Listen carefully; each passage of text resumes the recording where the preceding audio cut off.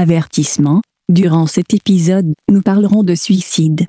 Si ce sujet est un déclencheur pour toi, s'il te plaît, prends soin de toi en contactant ta LAIDE au 1-800-567-96-99. Bonne émission. Chers auditeurs, chères auditrices, merci d'écouter notre balado. Le contenu n'est pas destiné à un jeune public. Parce que c'est sûr, tu vas entendre El peniso del giorno. Ou encore des mots vraiment pas gentils. À deuxième shot, tu t'as deviné, puis finalement... Oreille chaste, s'abstenir.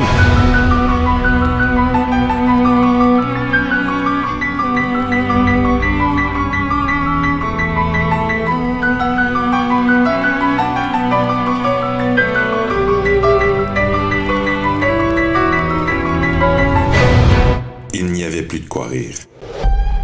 Quelqu'un joue pour vrai. Au 71. Je répète, au 71. Ah, ma tabarnak. Personne ne doit vraiment être blessé. Ma colombe est blessée. Le jeu de la mort est simplement un moyen qu'Émilie, Mathilde et Jean-François ont choisi durant leur dernière année de secondaire pour donner une leçon à ceux qu'ils méritent. Les tricheurs. Qui joue toi? Les menteurs. Oh chérie, c'est toi qui as mangé le chocolat. C'est pas de chocolat. T'es sûr que c'est pas toi qui as mangé le chocolat? Non. Pourquoi t'as la bouche pleine de chocolat? C'est pas de chocolat. Les méchants. Check, ta flamme est baissée. Oh, c'est même pas vrai. Je t'ai fait regarder. Pour tuer quelqu'un, il suffit de l'humilier en public. Mais ce n'est pas ainsi que les choses se déroulent. La première victime se retrouve à l'hôpital. Docteur Saint-Cyr, est-ce que je vais m'en sortir? Je vais pas vous mentir. Non. Puis, d'autres accidents insolites surviennent. Docteur Saint-Cyr, est-ce que je vais m'en sortir? Oui, mais il va falloir changer votre couche. Ok, merci. Jusqu'au jour où quelqu'un y laisse sa peau. Docteur Saint-Cyr, est-ce que je vais m'en sortir? Vous m'en direz pas. Vous avez l'air de Freddy Krueger, puis c'est même ça va rester. Oh non! Les trois amis abandonnent leur idée de vengeance, mais le jeu se poursuit de lui-même. Le jeu de la mort n'en est plus un. C'est ça! Le jeu de la mort. Frisson numéro 37. Bon moment présent tout le monde et bienvenue à Frisson sur le pod, un dérivé de Terreur sur le pod. Je suis votre animateur, Jean Saint-Roch, et je suis en compagnie d'une amie d'enfance. On dit ça de même, là. Adolescent. Quelque part entre les deux. Tween. Anne-Marie Dumouchet! Allô? Ah, le jeu de la mort que tu m'as réservé depuis tellement longtemps puis qu'on a cherché. Et merci Laurence de Québec qui me l'a vendu, qui me l'a envoyé en même temps que j'ai acheté les chairs de poule pour qu'on en ait deux pour qu'on puisse le lire ensemble. Comment ça va, Anne-Marie? Ça va bien, je suis assez contente d'être là. Hey, premier Depuis 2-3 mois qu'on attendait le moment d'enregistrement. Premier enregistrement ensemble de Frisson. Je capote. El Juez de la Muerte. La muerte. Excuse, je prenais une gorgée de ce délicieux thé. Ben écoute, j'ai le mien aussi. Je vais le siroter à qui mieux mieux. Hey, on est rendu à 38 ans en train de parler de Frisson. Oui, ben c'est un retour au Frisson, je dirais. Moi, j'ai pris une petite pause, tu sais. Une pause de 20 ans. Quasiment 25, mais je suis revenue avec beaucoup d'enthousiasme. Oui, avoue, hein? Quand même. Tu es celle qui frappe dans la vie à grands coups de muerté. Ah, si boulot, j'ai le 90s au fond de tapis. On a lu Le jeu de la mort, qui est le Frisson numéro 37, qui est sorti tout de suite après Un Noël sanglant, puis avant La Gardienne 3. En fait, il est sorti en même temps que La Gardienne 3. En général, là, toi, t'as pensé quoi? Puis pourquoi tu voulais ce frisson-là en particulier? Ben moi, je suis bien visuelle. Fait que quand j'ai vu la collection de frissons que t'as dans ton studio, Ouais, tu sais, traite là. j'ai vu, je regardais, bon, tu sais, je me rappelle pas tant des histoires. Tu sais, je me rappelle de l'idée des histoires que j'avais lues. J'avais lu beaucoup de frissons là, à l'époque. Mais c'est vraiment les couvertures qui m'ont le plus frappé. Puis c'est par les couvertures que j'étais capable d'identifier lequel j'avais lu auparavant. Puis celui-là, Jeu de la mort, avec le blouson sur la pierre tombale, ça m'est bien resté. Ça m'est bien resté. Puis je l'ai vu, puis je voulais aller dedans. Puis je me rappelais même plus de l'intrigue ou rien. Ah non? Non, pas du tout. Fait que c'était un peu comme si je le relisais une deuxième fois. Fait, mais je sais que je l'avais lu parce que je l'avais. Fait que tu te rappelais plus c'était qui, tu te rappelais Pas du plus tout. comme. Parce que Pas du c'est tout. la plupart du temps des whodunit, là, les frissons, là. Mais toi, ton historique, justement, avec les frissons, là, est-ce que toi, t'as trippé quand t'étais petite? Ben oui. Ben c'était ça qui était à la mode, hein. C'est ça qui se vendait 2 pour 1 à la pharmacie à côté de chez nous, tu sais. Au Costco. Ben, au Club Price, dans le temps, ils vendaient 2 pour 1. Où ça? Au Club Price. À la pharmacie, ils vendaient full price à 5,95 plus taxe, c'était cher. Ben, je me rappelle plus c'était combien ou quoi, mais c'était le livre accessible, tu sais, pour les jeunes un peu partout, peu importe où tu allais faire ton épicerie. Babysitter. Tu allais acheter tes choses. Puis tout le monde en parlait, puis c'était ça, puis j'en avais lu. Puis, tu sais, la lecture, quand on est jeune, on n'a pas trop d'amis, on sait pas ce qu'on fait de notre corps, ben c'est ça. Tu sais, c'était ça. Fait que j'en garde malgré que j'ai pas mal tout oublié parce que la vie fait ça. Je me rappelle de ces lectures-là comme étant quelque chose de réconfortant. Là, puis mon Dieu. Ouais, ben t'as trouvé le mot exact, réconfortant. Moi, c'est exactement ce que ça représente pour moi, les frissons. Ouais. Le réconfort. Tu sais, l'odeur du livre, tu sais, la couverture que j'ai déjà vue, l'intrigue que, oh mon Dieu, ça va être qui? Puis ça me fait vivre un petit thrill, mais ça me met pas en danger, moi. Ouais. Tu sais, il y a quelque chose de beau, de chaleureux là-dedans. Merci, frisson. Je le dis à toutes les épisodes. Je pense qu'on pourra en parler plus tard. Je sais pas à quel point je vais trouver dans le commentaire, sachant qu'il y a des questions qui s'en viennent, mais pour moi, le lire, c'était comme d'écouter un film. La façon dont c'est écrit, c'est très visuel, puis on décrit tous les micro-moments, puis toutes les petites interactions qui seraient de l'ordre de l'acteur. Tout est là, tu sais. Fait que c'est comme si j'écoutais un film. Fait que ça aussi, c'est du divertissement. Les règles, les fameuses règles, les tropes des frissons, tu sais, que tu sais que ils veulent que je pense que c'est elle. Ils veulent que je joue ça parce qu'ils mettent cette graine-là. Puis tu sais, toutes ces affaires-là, puis que finalement, tu te rends compte à la fin que t'es comme, je le savais, mais tu le savais pas. Puis t'oses pas le dire, t'es en esti si tu le devais ou tu le devines pas. Puis la plupart du temps, tu le devines. Je suis full mélangeant en ce moment, mais c'est ça un frisson. Ouais. Mais en tout cas, j'ai été en tabarnak à ce moment. Fait que non, très bien. Mais tu le décris très bien, là, cette idée-là de tu penses que tu le sais, finalement, c'est pas ça. Puis finalement, t'avais raison, mais à la deuxième shot, tu t'as deviné, puis finalement. Ouais, c'est exactement. Des rebondissements. Tu sais, puis selon l'auteur, tu peux à peu près savoir. Puis tu sais, moi, le jeu de la mort, je trouve que c'en est un des très bons. Moi, la couverture, la veste sur la pierre tombale, je le trouve plus beau en français qu'en anglais, l'original. C'est OK. Et je l'ai ici, là, je vais aller te le chercher tantôt pour que tu le vois. Puis on dirait qu'en français, puis je sais pas si c'est parce que moi, je suis québécois, puis que j'ai trippé Frisson, puis que c'est ceux-là que j'ai vus en premier, mais le fait qu'il ait mis la tête de mort au lieu du haut, là, moi, je sais pas c'est qui a eu cette idée-là, puis où est-ce qu'il est rendu aujourd'hui, là, mais si toi, je te rencontre, je te French, je capote, je trouve ça beau, je trouve que c'est une bonne idée. Puis la petite, l'écriture, quelqu'un joue pour vrai. Il est écrit exactement à la bonne place. Les couleurs sont parfaites. Il est beau en argent, il est beau en gris. Bravo, celui-là. Je trouve que c'est un des plus beaux. Lui puis La Gardienne 3. C'est les deux covers qui me font le plus... je capote. Tu sais, je les trouve beau. Ben oui, non, c'est magnifique. C'est le genre de composition bien simple, mais qui est symbolique puis qui encapsule tout ce qui est important dans le livre. Exactement. Je trouve que c'est une très belle couverture. Puis j'ai bien flashé quand j'ai vu ça. Alors, là, y a-tu un teaser? Ah non, il n'y a pas un teaser. Il y a une dédicace qui est à Grover, qui ne lira jamais ce livre, ainsi qu'à Sharon et Wesley Grover, qui, eux, le liront avec reconnaissance, amour et espoir. Là, moi, je veux savoir pourquoi Grover, il lira jamais le livre. Moi, je pense que c'est un chien. Ils l'ont nommé avec le nom de famille, là, Grover, le protecteur de la maison, qui est tristement parti. Probablement, oui, c'est vrai, parce que le livre était quand même... il n'y a pas de teaser, fait que d'abord, je sais pas quoi dire. Il y en a un teaser, non? Oui, ça, c'est le résumé. C'est ce qui est lu par Marc Boisclair. Bonjour, Marc Boisclair. Oui, c'est le rédacteur en chef d'Horreur Québec. Bonjour. Bonjour. Oui, c'est la voix de l'horreur. Je vais regarder s'il y en a un dans le livre en anglais. Donnez-moi un petit instant, on vous revient après cette pause. À Frisson sur le pod.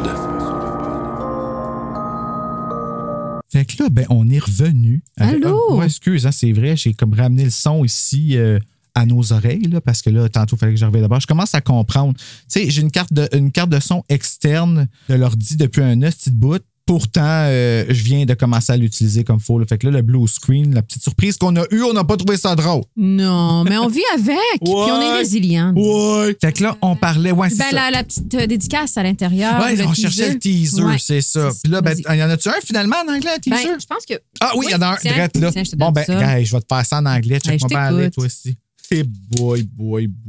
On va mettre la lumière un petit peu plus forte, par exemple, parce que... Vas-y. J'ai pas de lumière dans les yeux. It was supposed to be a game. It's a game my sister played at a retreat once. Lenny said, The dead game. Everyone had an assigned target, and each player was a target too. So while you were trying to kill your target, someone else was trying to kill you. The last one left alive was the winner. She glanced at Jackson. He looked interested. So did Ming, a kind of bloodless vengeance, Jackson muttered. Fait que là, ici, on vient d'apprendre leur nom en anglais. Émilie s'appelle Lenny, Mathilde s'appelle Ming et Jean-François s'appelle Jackson. Donc, en anglais, on a de la diversité, puis je pense qu'on n'a pas compris comment donner ce nom-là. Quoique, je me rappelle, dans Danger, élève au volant, il y a un des personnages qui est asiatique, puis son nom de famille, c'est Nguyen. Ça, c'est vietnamien. Ah, OK. Oui. Mais comment qu'on dit avec le N au début, s'il te plaît? Nguyen, je pense. Nguyen, merci. Je suis désolée si je le prononce pas bien, mais j'ai l'impression que c'est ça, Nguyen. Ah, j'aimerais ça qu'on me l'apprenne à un moment donné, puis qu'on me le dise comme il faut, puis que je m'en rappelle, parce que sûrement qu'on me l'a dit 30 fois, puis que je m'en rappelle même pas. Donc, le jeu de la mort, moi, là, je vais y aller dans une petite fiche technique au début pour te dire... t'emprunter ton document. Vas-y, moi, je suis toute oui. Ben oui. C'est parce que c'est à la fin que je l'ai mis. J'ai eu cette brillante idée-là. Le jeu de la mort, Frisson numéro 37, publié par les éditions Héritage Inc., maintenant Héritage Jeunesse, qui maintenant, Frisson est rendu sa propre maison d'édition, by the way. Durant le premier trimestre de 1994, en 157 pages. Il a été traduit de l'anglais par Louise Binette, qui a aussi traduit Un Noël sanglant et La Gardienne 4. Le titre original, c'est The Dead Game et est écrit par A. Bates, Olin Bates, dans le fond, qui a écrit aussi le Frisson numéro 3 qui est à l'appareil. Il a été publié en anglais le 1er mai 1993, originalement par la maison d'édition Scholastic Inc. Il a reçu 7 éditions au total, incluant Frisson, et la dernière édition est la version Kindle qui est sortie en 2012. Tabarnouche, c'est merveilleux. C'est l'histoire du jeu de la mort. Est-ce qu'on est prêt à entrer dans le feu de l'histoire? Moi, je suis prête, je n'attends que ça. Alors, tu m'interromps quand tu veux. D'accord. Pour les raisons que tu veux. Il faut juste que j'essaie de me rappeler de mettre mon doigt ou de surligner l'endroit où je suis rendu pour ne pas me perdre. Anne-Marie, laisse-moi te raconter mon frisson. Chapitre 1. Nous faisons la connaissance de 3 adolescents lors de leur dîner à l'école. Émilie joue au basketball avec sa nourriture, exprimant ainsi sa déprime d'injustice. Jean-François se plaint parce qu'il aurait pu manger cette nourriture et Mathilde essaie bienveillamment d'apaiser son ami. Bon, l'autre qui s'étouffe déjà. Ben, écoute, j'en reviens déjà pas. Émilie est frustrée à cause des jumeaux Alexis et Antoine qui, transférant d'une école privée en fin de secondaire 5, ont des acquis non mérités et sont considérés premier de classe en graduant, prenant ainsi la place de Mathilde en tant que première. C'est vrai que c'est chiant. C'est chiant, mais la vie est chienne. Ouais, je sais. C'est juste qu'on n'a pas l'habitude de l'apprendre au secondaire. C'est comme I'm just saying. Tu sais pourquoi répondre à ça? Parce que c'est vrai. Écoute, ça m'a super écœuré les premières lignes quand j'ai commencé à le lire parce que il y a quelque chose dans le livre, puis ça commence direct au début, le lait. Tout le monde boit du lait. As-tu remarqué où tout le monde boit une limonade ou des drinks d'enfants? Fait que quand on lit ça à notre âge, on dirait que c'est des petits détails qui te ramènent au fait, hey, c'est des kids, ces enfants-là, qui découvrent quelque chose. Fait que ce qui m'a écœuré au début, c'est le morceau de pizza dans le berlingot de lait. C'est pas dégueu? Sacrifice, j'avoue. Ouais, Moutou, celle-là, dans un autre frisson, dans La Gardienne, le gars, il met une pizza dans sa poche. Mon Dieu. C'est comme Napoléon Dynamite avec les tater tots dans ses culottes. J'ai même pas vu encore. Ah non, faut l'écouter, c'est absolument merveilleux. Ah ouais, hein? Oui. C'est ce qu'on m'a dit. Mais je trouve ça, déjà là, c'est une belle description du monde au secondaire. Le monde, je veux dire, l'environnement, le mindset. Dans notre temps, nous autres, en tout cas. Oui, certainement. Je ne pourrais pas parler d'aujourd'hui. C'est longtemps que j'ai pas eu un cours de mathématiques avec M. Normand. Monsieur Normand. C'est quoi? Normand Chouinard, qu'on salue, qui n'est plus de ce monde, fort malheureusement. Ah non. Non, il est décédé il y a une dizaine d'années, je crois. Mais quel bon professeur. Moi, je ne l'ai pas eu, mais tout le monde, il était gentil, comme quand on le croisait dans les couloirs. Là. Moi, je me rappelle de Mme Nourri. OK. Madame Nourri, oui. Mais c'est ça, tu sais, je pense que juste lire le premier chapitre, qui n'est pas très long, tout de suite, j'ai ressenti le secondaire, tel qu'on l'a vécu. Mais tu sais, la bouffe de cafétéria, le berlingot de lait, on dirait que ça m'a tout de suite ramené au fait, c'est des jeunes secondaires, c'était ça met confortable un petit peu, hein. Tu sais, il y a toujours un petit côté que t'es comme, t'es pas bien d'être là, t'es bien d'être avec tes amis, là. Mais... Puis comme tu as dit, tu découvres le monde, là, aussi, au secondaire. Tu commences à avoir les premiers pas dans ce qui est la société, là. Fait que parler d'injustice, ça touche évidemment tout le monde. Mais quand tu découvres ça à 12, 13, 14, 15, à l'adolescence, là, ça fait mal. C'est sérieux. Oui, c'est ça. Fait que je trouve que c'était bien amené. Elle a travaillé, elle est au secondaire 5, ça veut dire que secondaire 1, 2, 3, 4, Elle a travaillé comme une folle pour avoir cette place-là. Puis là, eux autres, ils arrivent. Puis parce qu'ils sont d'une école privée qui est reconnue plus de renommée, ben, elle se fait bumper de sa place. Comme... Puis aux États-Unis, c'est pire, hein, parce que quand t'es le premier, t'es comme valedictorian. Là. Oui, c'est ça. Il y a des termes, là. Puis il y a des privilèges qui viennent avec ça. Ben, fait que c'est ça. Fait que là, c'est ça que je décris justement. Mathilde, qui a travaillé si fort pour obtenir cette place, réussit quand même à rester positive. Quand même. C'est pas le plus positif qu'on peut, mais pour une ado, je trouve qu'elle fait bien ça. Oui, quand même, chapeau. Bravo, Mathilde. Les 3 amis discutent de façon idiote de se débarrasser des vilains quand Jean-François propose de faire quelque chose d'aussi méchant qu'eux. Émilie propose alors de les tuer. Quand ses 2 amis la regardent abasourdie, elle répond « La mort. Je suis tout à fait sérieuse. C'est la solution parfaite. » J'aurais pu être Émilie. Chapitre 2. Émilie arrive de justesse à son cours d'art. OK, drette là. J'ai une affinité avec ça. J'ai eu des cours d'art. J'enseigne l'art. Fait que déjà là, ça vient me chercher. Avouez que j'ai choisi mon invité, cher Poussineau, Poussinette de l'horreur. Hein? Mais juste là, j'étais hooked. Je me disais, comment est-ce que notre auteur Bates va décrire ça, là, ce monde-là? Puis attends, je vais t'expliquer ça, tu vas voir, tu vas pouvoir m'en jaser. Émilie arrive de justesse à son cours d'art, évitant ainsi les sermons de sa professeure passionnée de la ponctualité. Ben j'ai pas été méchant avec, finalement. Mais juste passionné de la ponctualité. Ben oui. Ben, c'est ça. Mais dans le livre, c'est un peu plus stéréotypé que ça, parce qu'on dit que la prof dit aux gens que vous pouvez ne pas manger, ne pas dormir, mais en autant que vous venez à mon cours puis faire de l'art, c'est ça. Ah, mon Dieu. C'est l'espèce de mythe d'artiste qui souffre, mais qui fait de l'art. Moi, je veux mon café le matin, puis je veux manger ma pomme. Mes peanuts, ma pomme, je sais pas. Tu manges pas une poire? Parfait.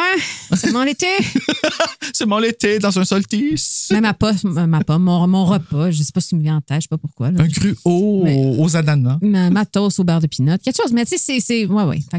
Mais c'est ça qui est beau, c'est toutes ces grandes exagérations-là émotives dans le livre. C'est pour ça. T'en voyais-tu comme la prof dans Harry Potter là, qui sort les plantes, là, puis elle a des grosses lunettes que tu vois des fonds de bouteille, là, puis faut stresser. Là. Capote pas, là, mais j'ai pas vu J'allais dire Harry Styles, je sais pas pourquoi.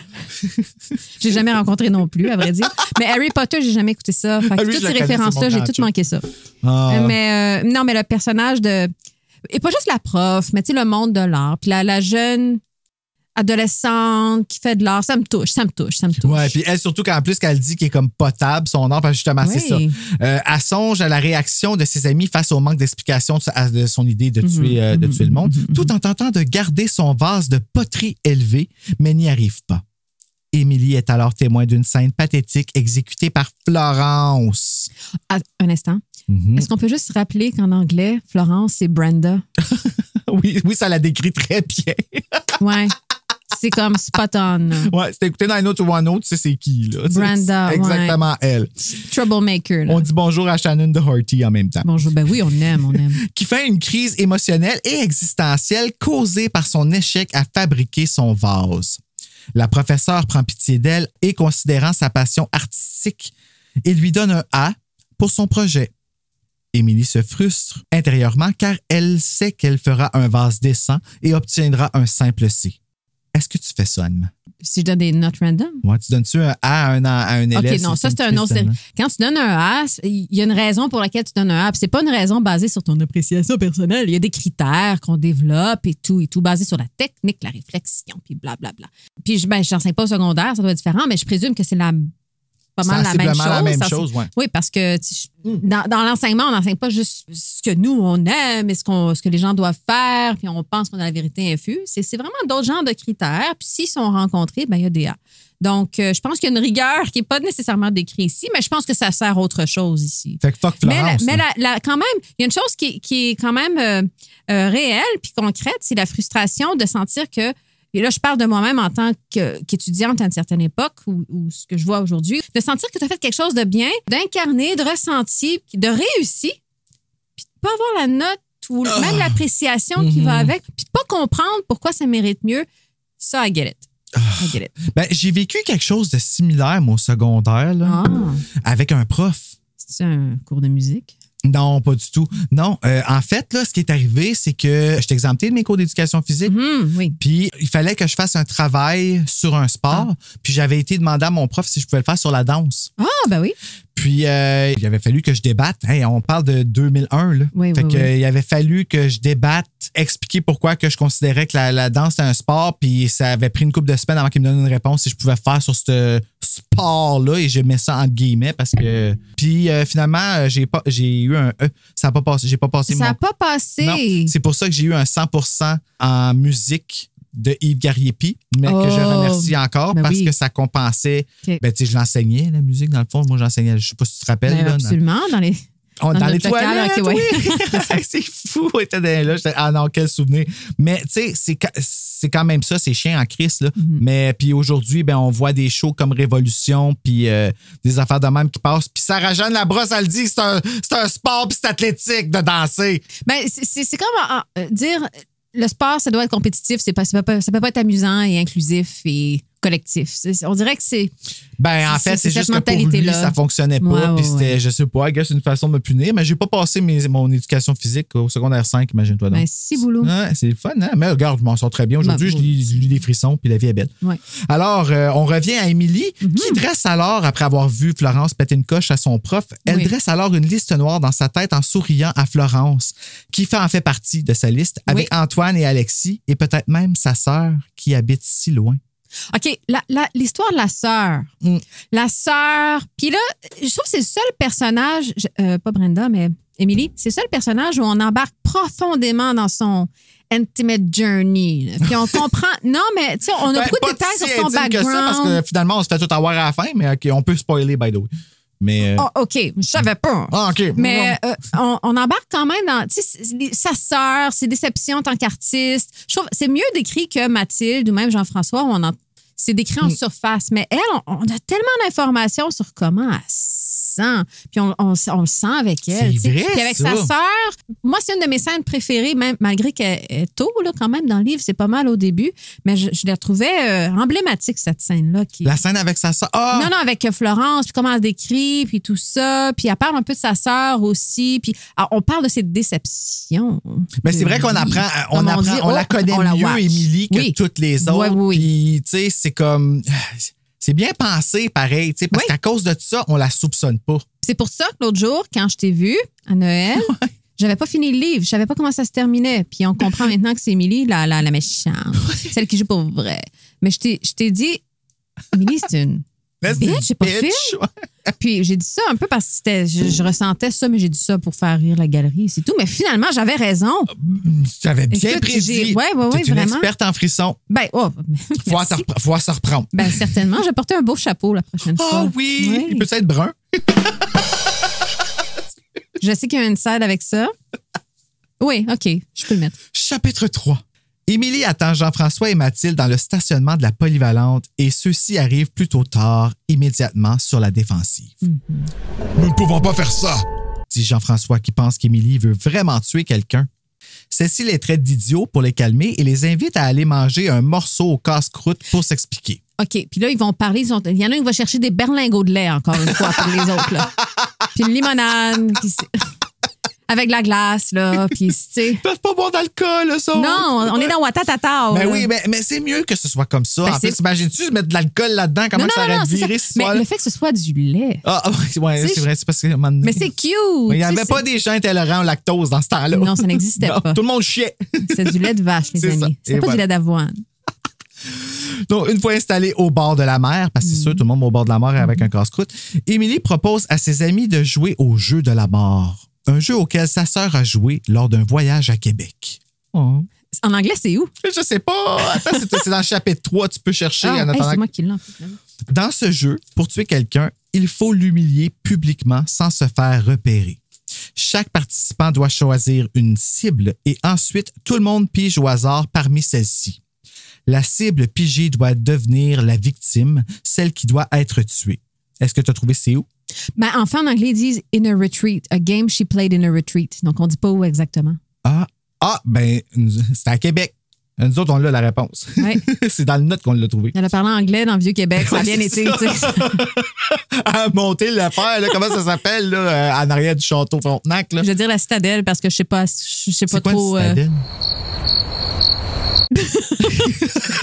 On s'excuse pour les gens de Québec.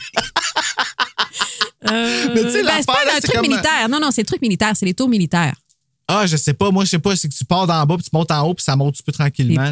Ah, mon Dieu, OK, oui. Là. Je sais, là, il y a des câbles puis tout. Oui, je sais. Moi, ça me fait peur de monter là-dedans. Je regardais en bas. Pique, hein?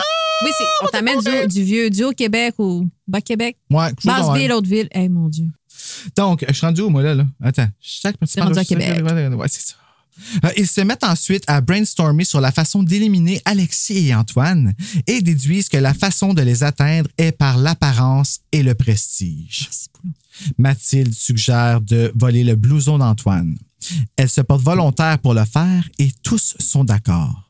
Quand Mathilde admet qu'Antoine lui a demandé de sortir, le regard de Jean-François s'assombrit, ce qu'Émilie interprète comme de l'amour envers sa copine. Ça prenait une histoire d'amour. Ben oui, ça la prenait, puis elle était bonne, j'avoue. Mais ça n'arrêtait pas que ce soit comme entre Jean-François puis Antoine. Oui, ben il y a ça aussi de lire les vieux frissons, puis de se dire, oh, OK, ça reste hétéronormatif, ça reste des codes. Moi, je mets des gays partout.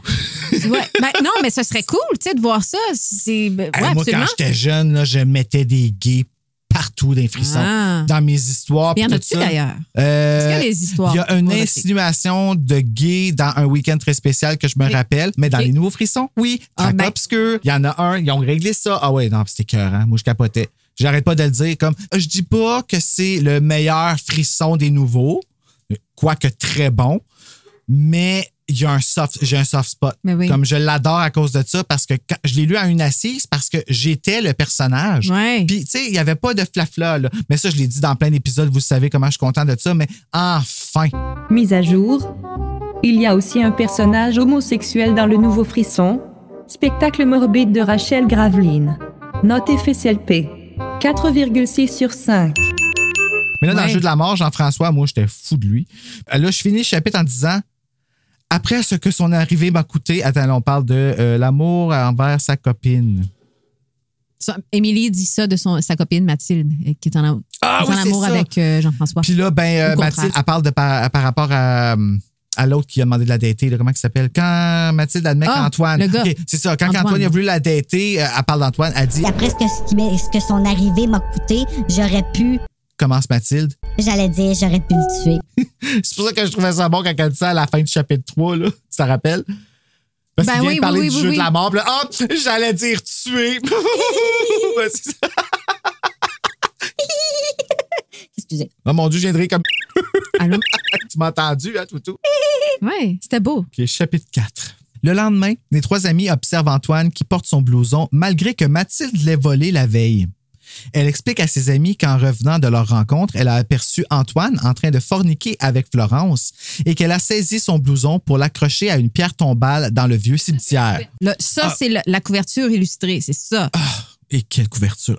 Je l'aime. Je te jure, je pourrais l'avoir en casse-tête, en background. Je sais pas pourquoi, je trouve ça épeurant. Oui! En tout cas. C'est l'Halloween, les amis. Oh. Il y était au jour ce matin quand elle y est passée. Les amis décident alors d'aller vérifier et trouvent le vêtement encore en place. Mais ça, je l'ai... OK, non, je vais trop vite. Je te laisse aller à un autre moment, mais je l'ai trouvé évident, là, ce passage-là. Je vais dire pourquoi. Continue ta lecture. Oui, mais oubliez l'affaire du veston. Oui, c'est revenu loin dans le livre. Je sais, moi aussi, à un moment donné, je t'ai rendu plus loin dans la lecture, je me dis, coudonc. Mais c'est parce qu'elle a rendu au bout de où est-ce que c'est révélé. Ça avait pas tant ils sont rendus tellement dans la marde que tu t'en calisses du veston. Là, vraiment, c'est ça. Oui, non, je suis d'accord avec toi. Puis ça n'a pas d'impact, ça n'a pas rien. Il y a pas de. C'est mal cousu dans le reste. Ouais. Mais peut-être qu'il y a quelque chose qui a été coupé ou quelque chose de même aussi. Là, ça dans la traduction, peut-être. Ça arrive des fois. Là, les amis décident alors d'aller vérifier et trouvent le vêtement encore en place. Ils aperçoivent aussi la mise en scène que Mathilde a créée avec des branches et des roches pour former un squelette et la félicitent. OK. Je l'ai trouvée folle, Mathilde. Moi, je trouve ça fucking intense. Parce que là, elle décrit qu'elle utilise des petits bouts, des branches, puis elle recrée comme des fémurs, puis des os, finalement. Puis elle décrit avec une certaine passion enfantine qui me l'a fait soupçonner à cette époque-là. Tu vois, c'est drôle. Moi, j'ai pensé, je me suis dit, si ça avait été le même auteur, je me suis dit, c'est peut-être elle qui aurait fait le coup à Fée Roxy dans Vague de peur. Là, dans un autre frisson, numéro 52. On traverse les frissons comme on traverse la vie. Ben, c'est parce que c'est drôle parce qu'à un moment donné, la fille, elle freak out, puis c'est à la fin de chapitre, puis elle fait comme une grosse crise de nerfs. Puis le cover de Vague de peur, c'est comme un squelette avec une camisole, genre. Ah oui. Dans le fond, ça, c'est une hallucination qu'elle a parce que c'est quelqu'un qui a fait ce qu'elle vient de faire avec des roches puis des branches. Oh! Qui a voulu faire les rappelle quand même. Ben, c'est ça. Ben, c'est même pas le même auteur en plus, tu sais. Fait que tu vois que c'est un il y a quelqu'un qui a pensé à ça, je suis certaine. C'est chaud. Alors qu'Émilie entend les gicleurs du parc-école, Jean-François invite ses copines à courir pour éviter d'être mouillées ou de faire le tour du parc, ce qui rallonge leur trajet. Mais ce détail-là, il est important. C'est important. Les gicleurs, courir là-dedans, ça, je suis comme, OK, ça, c'est la partie du chapitre qui est importante pour la suite des choses. Moi, qu'est-ce que je trouve drôle, c'est que quand j'ai lu ça, je me suis dit, OK, ça, c'est du feeling, là. Tu sais, il va juste. Puis finalement, non. Là, on apprend que c'est comme, dans le fond, super important. Là. Pour Brenda. A.K.A. Florence. Moi, je refuse de l'appeler Florence, c'est Brenda. Oui, j'avoue. C'est comme en français, elle s'appelait Roxane dans Vague de peur, mais en anglais, elle s'appelle Roxy. T'as vu que c'est à quoi tu le topes de la tête, puis t'es comme, OK, oui, ça marche, le Roxy. Une Roxane, tu veux l'emmitoufler de laine puis lui donner une tasse de thé, là. Oui, c'est ça, exactement. Parlant de thé. Elles optent pour faire le tour et Émilie demande à ajouter un nom à la liste noire. Elles s'entendent pour une rencontre dans un futur rapproché et Émilie arrive en retard à son cours d'art. Marie sera pas contente. Mais des fois, c'est drôle parce que moi, je freak out là, quand quelqu'un arrive en retard. Là, vraiment. Ben, je freak out, je freak pas out, mais disons que c'est un big deal. Je freak pas out, mais quand quelqu'un arrive, qu'est-ce que tu fais? À moins, tu sais, mais des fois, les étudiants, ils ont une raison. Tu sais, ils partent de super loin, le bus, il y en a juste 2 le matin. On comprend ça. Mais il y a tellement d'informations qui passent au début du cours, puis après, ils travaillent. Ben, c'est vrai que ça peut, tu sais, s'il faut que tu en plus recommences toutes tes explications, puis tout. Là. Fait que si vous avez un cours avec Anne-Marie, arrivez pas en retard parce que la professeure la sermonne, mais félicite Florence pour son vase de marde. As-tu écrit vase de marde? Oui. En plus, c'est de l'argile. Fait que... Ce qui a pour effet de nourrir l'envie d'Émilie de la douane.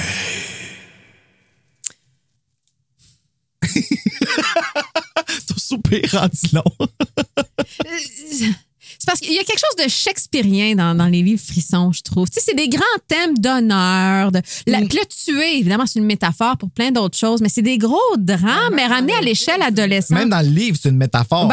Pleinement, c'est ça. C'est vrai, c'est parce qu'il y a des meurtres, des fois, des frissons. Là, c'est ça, je dis mais ça, c'est tuer métaphoriquement. Il y a des gens qui meurent sans que s'en rendent compte, ils perdent le contrôle. Puis ils parlent, c'est ça, ils parlent d'honneur, de jugement. C'est Macbeth, ça, là. Tu trouves pas? Oh, t'es fine de... Non, mais tu sais, ramené dans un univers pour ados. Tu l'exagères. C'est Macbeth qui a un TPL.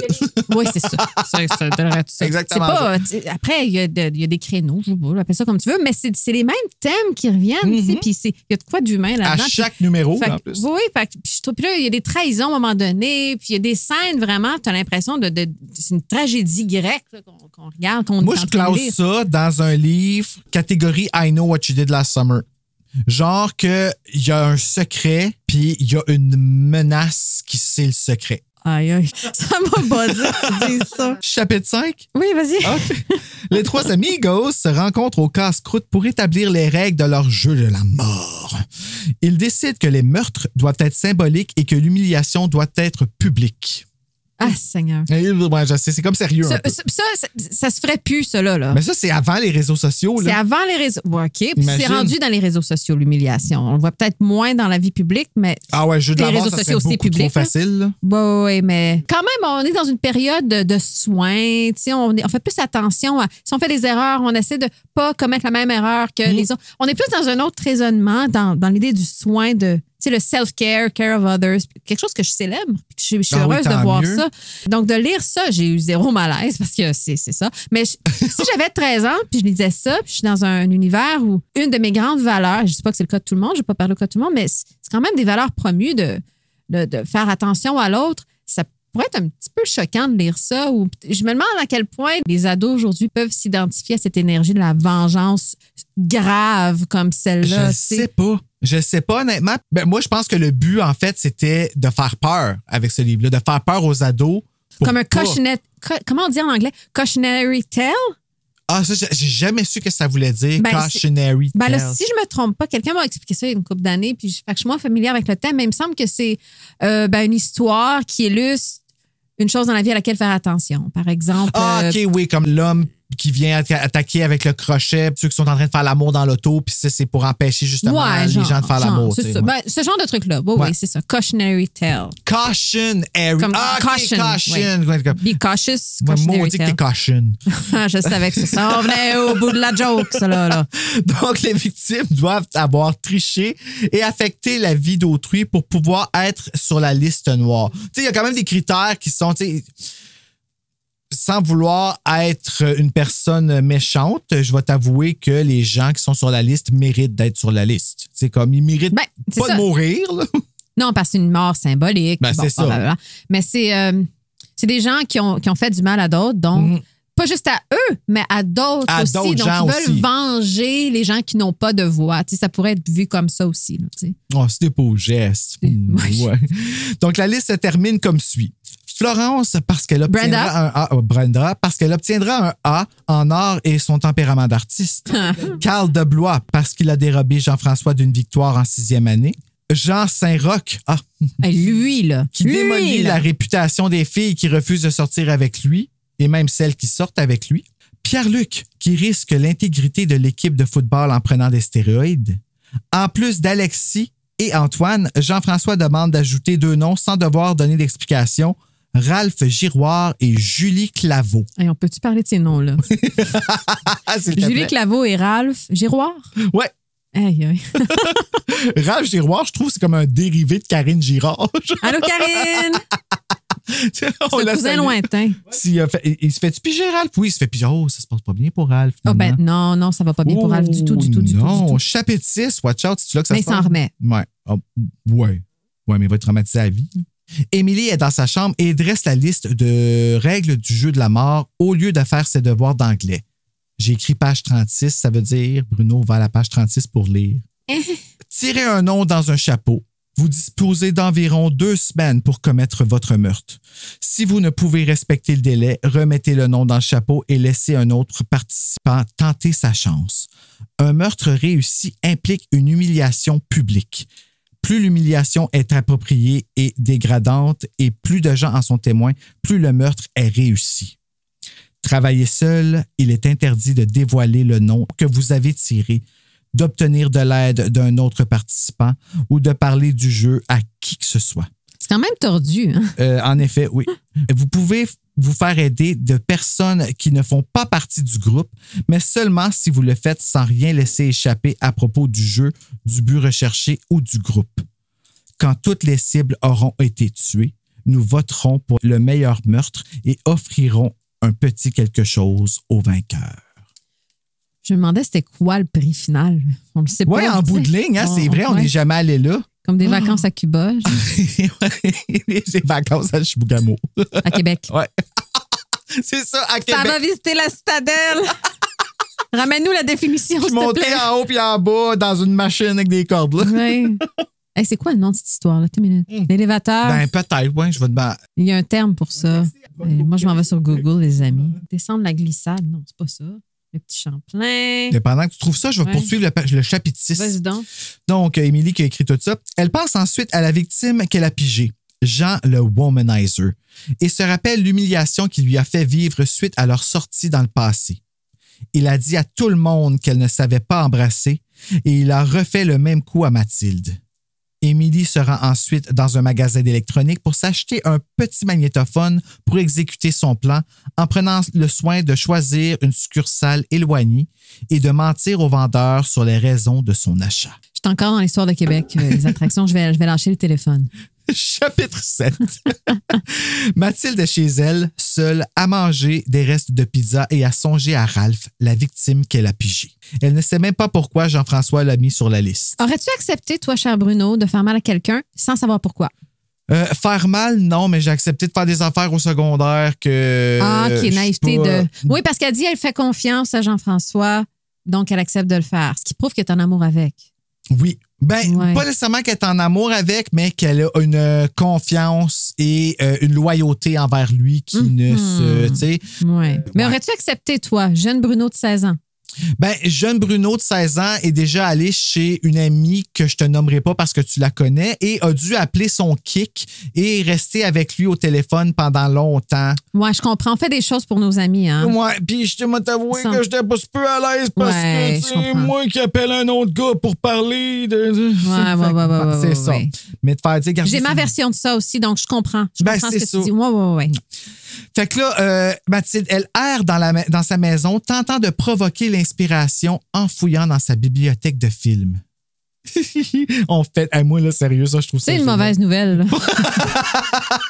Un mauvais plan, là. Quelque chose qui se prépare, là, qui... ça se passera pas bien. Qu'est-ce que t'écoutes? C'est Bridget Jones. Fuck! Oh, hey, ma scène préférée. Moi tout. Oh, mon Dieu. Elle revient à la cuisine sans rien avoir trouvé. Fait que finalement, I Know What You Did Last Summer n'était pas sorti dans ce temps-là. C'est ça. Ou Cry Wolf, ou tous ces films-là, ou Last House on the Left. Oui, c'était sorti. Il aurait pu se baser là-dessus puis se venger avec ça. Last House on the Left? Oh my God. Un revenge movie fait par Wes Craven. OK. Non, mais c'est quelque chose. OK. Faut que tu aies le cœur solide parce que on parle d'une vengeance pour un viol. Viol/meurtre. Okay. Fait que c'est sur une adolescente. Fait que c'est très... tu sais, ils se sont arrangés pour que tu haïsses les antagonistes. Puis c'est contre eux autres la vengeance. Fait que tu sais, ça fonctionne vraiment bien. Là, c'est choquant. Puis il y a la touche Wes Craven. Fait que c'est, je te dirais, celui que tu finis avec la meilleure satisfaction à la fin. D'accord. Mais ça, c'est mon avis. Oui. Chapitre 8. Jean-François. Jean-François. On peut s'appeler GF. GF. Oui, j'aurais dû écrire GF. D'ailleurs, ça aurait été moins long à écrire chaque fois. GF, lui, songe à Florence, sa victime, en descendant à la cuisine rejoindre sa mère et ses 2 petits frères. Il se parle intérieurement, s'admettant ne pas être exceptionnel, mais de l'accepter. L'acceptation, le thème de l'acceptation. J'ai juste le goût de donner des becs s'il n'était pas jeune, là, évidemment. Là, mais je veux dire, si j'avais été un ado, là, GF, on va saluer d'ailleurs. Il décide alors de faire une bonne action et saisit ses 2 frères pour aller les border afin d'alléger la soirée de sa mère qui semble l'apprécier. Un bon gars, un bon petit minou, là, tu sais. Un bel ado gentil qui s'occupe des gens. Je veux le flatter. Moi, j'ai jamais soupçonné. Moi non plus. Je le voyais fin. J'étais comme lui, les yeux bleus, c'est sûr. Oui, puis un petit cœur tendre. Oui, un petit cœur, puis il sent bon. Je suis sûr qu'il goûte bon. Tiens donc. Ouais. Quand les deux petits monstres demandent une histoire, Jean-François invente l'histoire d'horreur d'une certaine Brenda. J'y ai pensé, hein, Brenda? Merci, j'apprécie énormément. Chapitre 9. Les 3 amis se rencontrent au dîner et discutent des développements de leur plan. Ça ne va pas super bien pour Mathilde et Jean-François qui n'ont pas eu d'idée encore, mais Émilie se réjouit en se rendant compte que personne n'a remarqué quelque chose sur elle. Mais ce quelque chose-là, ce quelque chose-là, qui est un magnétophone. Oui. Quelque chose en guillemets, oui. Oui, parce qu'elle n'a pas niaisé. Elle est pas allée au Walmart au coin de chez elle. Non. Elle est allée à Buckingham. Cherche dans là où elle n'a pas ses repères. Elle connaît personne là-bas. Alors, pour nos auditeurs qui ne sont pas gatinois, Buckingham, c'est à peu près à une demi-heure de Gatineau. Ça fait partie de Gatineau. Oui, c'est ça. C'est dans Outaouais, mais c'est hors Outaouais. Pas pour les rejeter, mais ça prend un petit bout pour se rendre. Disons que Gatineau, c'est rendu très, très, très, très grand. Ouais. Donc, c'est à l'autre bout de Gatineau. Ça se peut qu'il y a des gens de Gatineau qui connaissent personne à Buckingham. Oui, c'est ça. C'est pas impossible qu'ils croisent quelqu'un, mais bon. J'ai dit Buckingham, ça aurait pu être Elmer, ça aurait pu. Bon. Non, Elmer, ça, c'est un autre bout qui est l'autre bord de Buckingham. Oui. Alors, je pourrais dire Ottawa. Je pense que tout le monde, tu sais. Gatineau, Ottawa, on n'est pas loin, mais bon. Ben, c'est plus proche de Buckingham. On est plus proche d'Ottawa que de Buckingham. Il y a bien des gens qui viennent pas de ce côté-ci. T'as bien raison. Mais en tout cas, c'est loin. Ouais. Bon, bref. Elle se dénature. Puis elle va dans un Walmart inconnu. Puis mais elle prend la peine de faire ça. Je me suis dit, mentalité raffinée. C'est quelqu'un qui sait ce qu'il fait puis elle prend la game au sérieux. Ça aussi, c'est un autre indice qui m'a fait croire que, maybe that's her. On en a tout le long. Ouais. Puis elle répond en plus. Tant mieux, c'est que ça marche. Oui. S'il remarque pas, là, c'est pour ça que... Ah oui, elle est un peu sick, hein? Elle est un peu sick. Elle a trop de plaisir, elle. Elle a trop de fun. Beaucoup trop de plaisir. Les amis se mettent en garde sur le silence qu'ils doivent garder sur l'identité de leur victime quand Jean-François utilise « elle » comme pronom. Les pronoms. Oui, c'est ça, c'est comme un problème par rapport... en anglais aussi, she, he. Oui, j'ai pas pensé. Ils décident aussi de se rencontrer hors des heures de classe pour ne pas éveiller des soupçons chez les autres étudiants. Ils s'entendent pour tous les lundis après l'entraînement de Jean-François, de GF, qui s'inquiète de ne pas avoir de plan pour humilier Brenda. Chapitre 10. Mais ça va venir, croyez-nous, ça va venir. Ah oui, Brenda, elle va en manger. Mathilde étudie... bon, je sais pas pourquoi j'ai crié à moins impatienter. Mathilde, ça a l'air, là. Je sais pas. Mathilde! Chapitre 10, je recommence avec douceur cette fois. On t'écoute. Mathilde étudie tous les faits et gestes de Ralph jusqu'au mardi suivant. Elle le juge parce qu'il boit du lait et que les méchants garçons ne boivent pas de lait, mais de la bière. Ah, mais il y a de l'alcool. J'ai même pas caché ça qu'il y avait de l'alcool. Mais c'est vrai que je dis tout le temps de Claude, mon partenaire que j'aime d'amour, d'un amour profond. Je dis toujours de lui, il a l'air d'un verre de whisky, mais en réalité, c'est un verre de lait. Il est sweet à mort. Mais c'est quelqu'un qui est plus... je l'ai interprété très whisky. Puis, mais pourtant, il y a une moustache de whisky aussi. Ouais. Ben oui, il est sexy à mort. Il est merveilleux. Oui, il a l'air dur, peut-être comme personne, la vibe qui dégage, il a l'air un peu fermé, mais pourtant, c'est un sweetheart. Je dirais pas dur. Non, c'est dire, là, on partira pas sur l'évaluation psychologique de ton chum. Mais je pense que... Non, pas. Mais je comprends ce que tu veux dire. Dur. C'est pas dur le terme, mais je comprends dur ce que tu veux dire. Bon, c'est ça. Mais dans notre livre qui nous intéresse, dans le jeu de la mort, c'est comme c'est pas pour rien qu'il parle de verre de lait, puis soudainement, il lance la bière. Un message aux jeunes. C'est exact. Il vient carrément de dire qu'est-ce qu'on vient de dire par rapport à ton chum. C'est fucké, mais c'est exactement ça. T'sais. Fait que dans le fond, Ralph, je sais pas pourquoi, là, tantôt, je l'ai dit, la raison pourquoi il méritait là, de se faire son affaire, mais en tout cas, c'est Mathilde qui l'a pigé. Émilie, elle, suit Jean Saint-Roch et se cache non loin de lui quand il converse avec une fille. Ouais. Je l'ai pas trouvé habile, ce point-là. Ah oui, je comprends ce que tu veux dire, on va en parler. Ouais, okay. Celle-ci accepte un rendez-vous avec lui, la fille avec qui que Jean Saint-Roch parle, malgré qu'il soit en couple avec Brenda. Il dit même qu'il la fera attendre pour passer du temps avec elle et Émilie est fière de son enregistrement. Jean-François espionne Florence, Brenda, au centre commercial et est témoin d'une de ses actions qui lui donne enfin une idée. Puis ça, c'est cool parce qu'on fait durer le suspense par rapport à qu'est-ce qu'elle a fait, Brenda. Okay. Est-ce que je peux dire ce que je pensais que c'était? Oui, par rapport à Brenda? Parce que Jean-François voit quelque chose de Brenda, puis dans le livre, ils disent pas tout de suite c'est quoi. Puis il prend ce moment-là, il dit ça. Ça va faire partie de la vengeance ou du meurtre. Je pensais qu'elle portait une perruque. Puis qu'il venait de voir la perruque puis qu'elle allait comme enlever sa perruque devant tout le monde. Finalement, c'est pas ça qui arrive. Ça aurait été mais je pensais que c'était ça. Bon. J'étais convaincue que c'était ça. Ça aurait été drôle que finalement... Mais quelle méchanceté comme... Là, ça Jean Saint-Roch qui demande à une fille de sortir avec, puis finalement, Jean-François, il la suit, puis il voit Florence en train de baiser avec cette fille-là. Pas de baiser, mais de baiser, embrasser. Là. J'ai dit, j'avoue, là, c'est sûr que c'est pas ça qu'on pense quand on dit baiser. Hein. Malaise. Je sais pas quoi dire. Non, excuse-moi, je suis vraiment pognée dans la vie. Ça me rend pas mal à l'aise, je sais juste pas quoi dire. Chapitre 11. Vas-y. Le lendemain, Mathilde attend l'entrée de Ralph à la cafétéria pour le faire trébucher, mais voyant qu'il emprunte la file différente à son habitude, elle renonce en se traitant de lâche. Le jeudi, elle se dégonfle encore et souhaite intérieurement que le vendredi soit le jour J. Moi, je pense que je m'aurais toujours dégonflé quand même. Tout.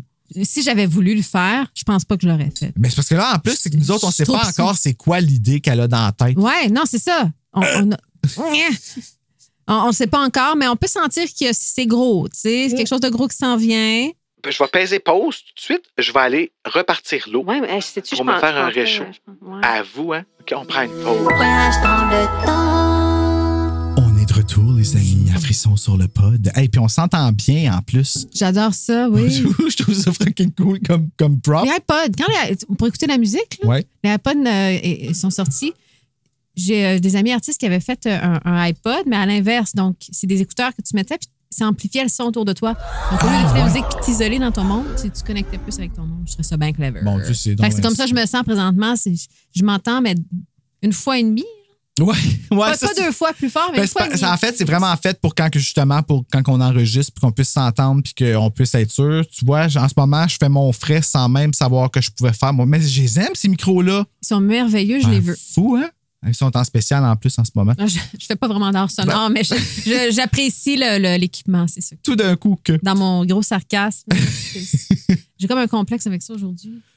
Faut pas, Anne-Marie. Tu te prennes comme que t'es, moment présent. Oui, je sais, c'est une grande résolution, c'est s'accepter tel qu'on est.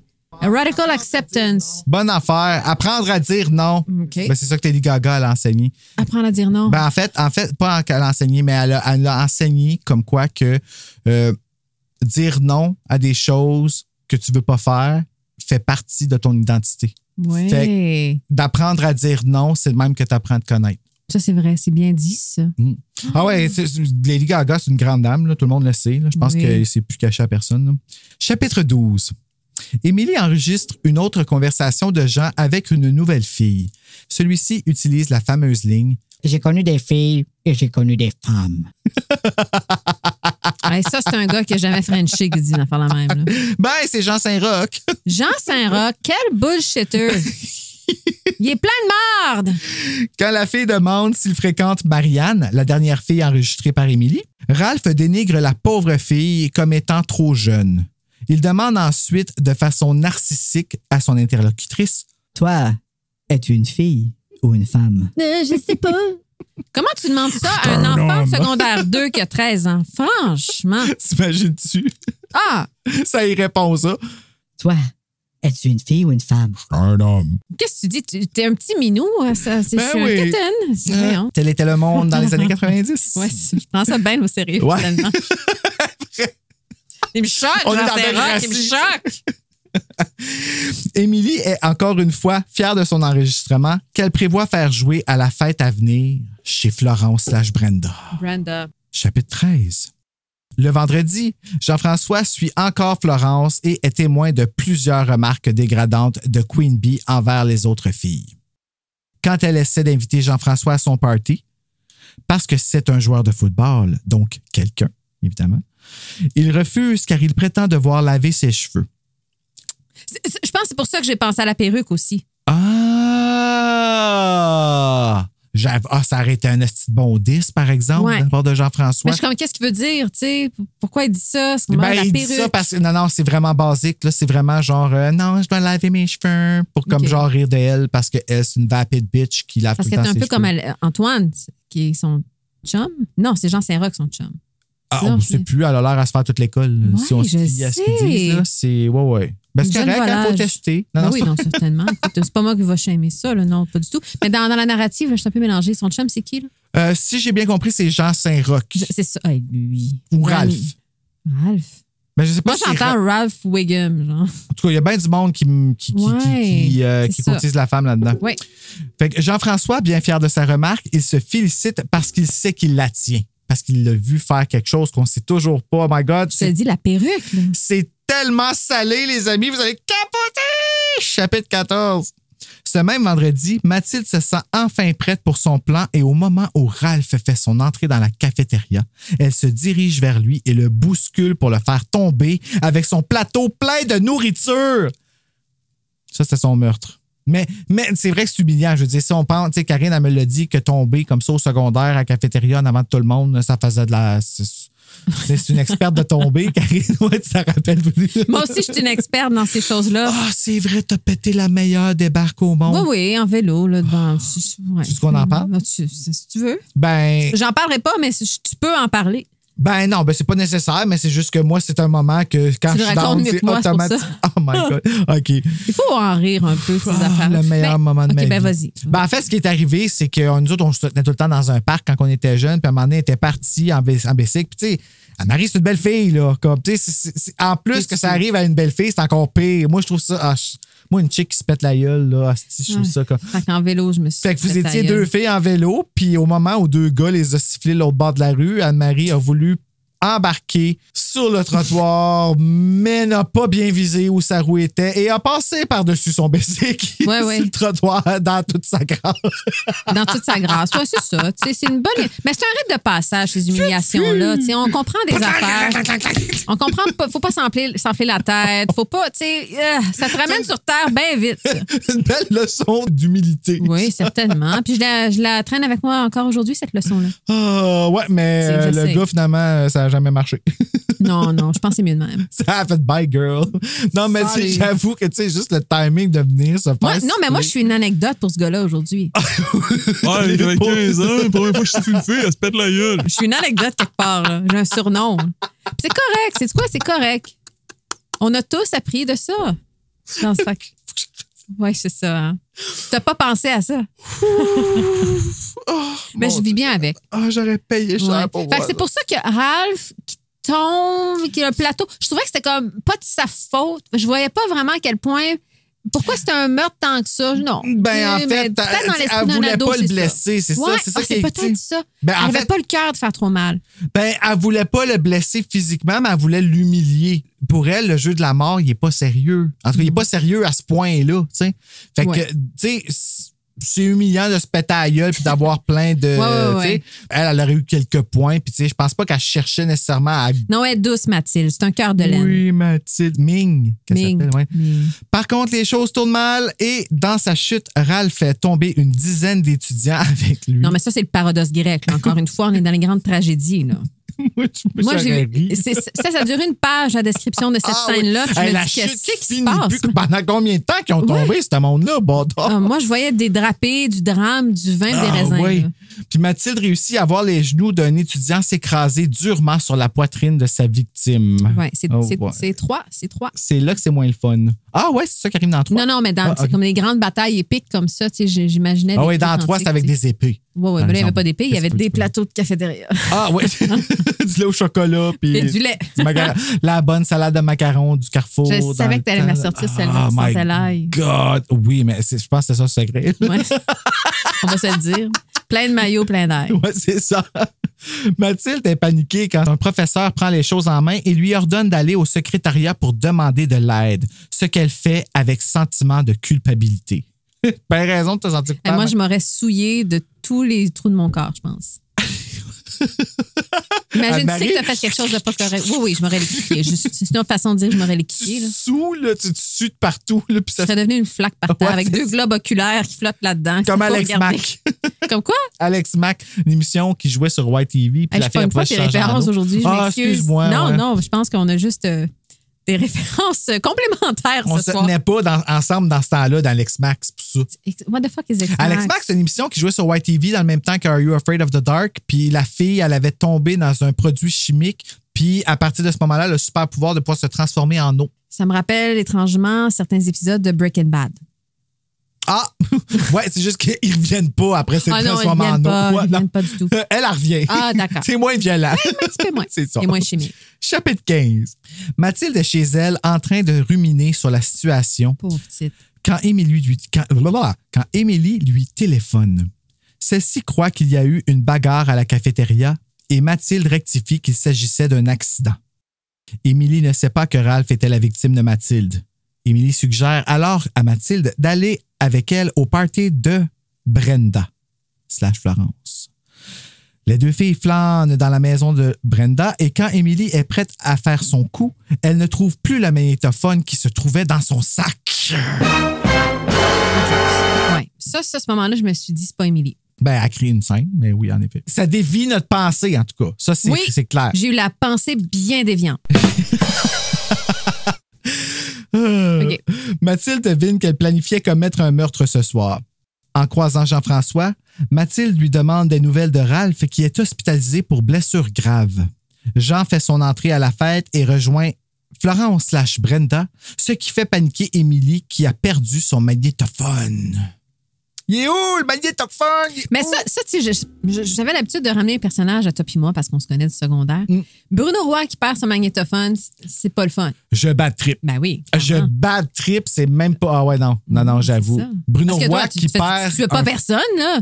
Mais tu t'enregistrais, tu faisais des chansons, des sketchs. Oh non, j'ai eu bien de l'empathie. Si quelqu'un trouve... Ouais, peut-être parce que moi, je savais cette fois-ci que c'était elle.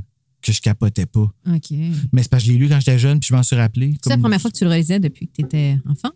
Oui, mais je l'ai lu souvent quand j'étais jeune. OK, fait que je me rappelais que c'était Émilie. C'est ça l'affaire. Fait que c'est pour ça que... C'est sûr que c'était un des 3, tu sais. Ben oui, c'est ça, tu sais. Puis c'est sûr que ça sera pas le gars parce que c'est trop évident. Ouais. Comme... Mathilde est trop cute. Chapitre 16.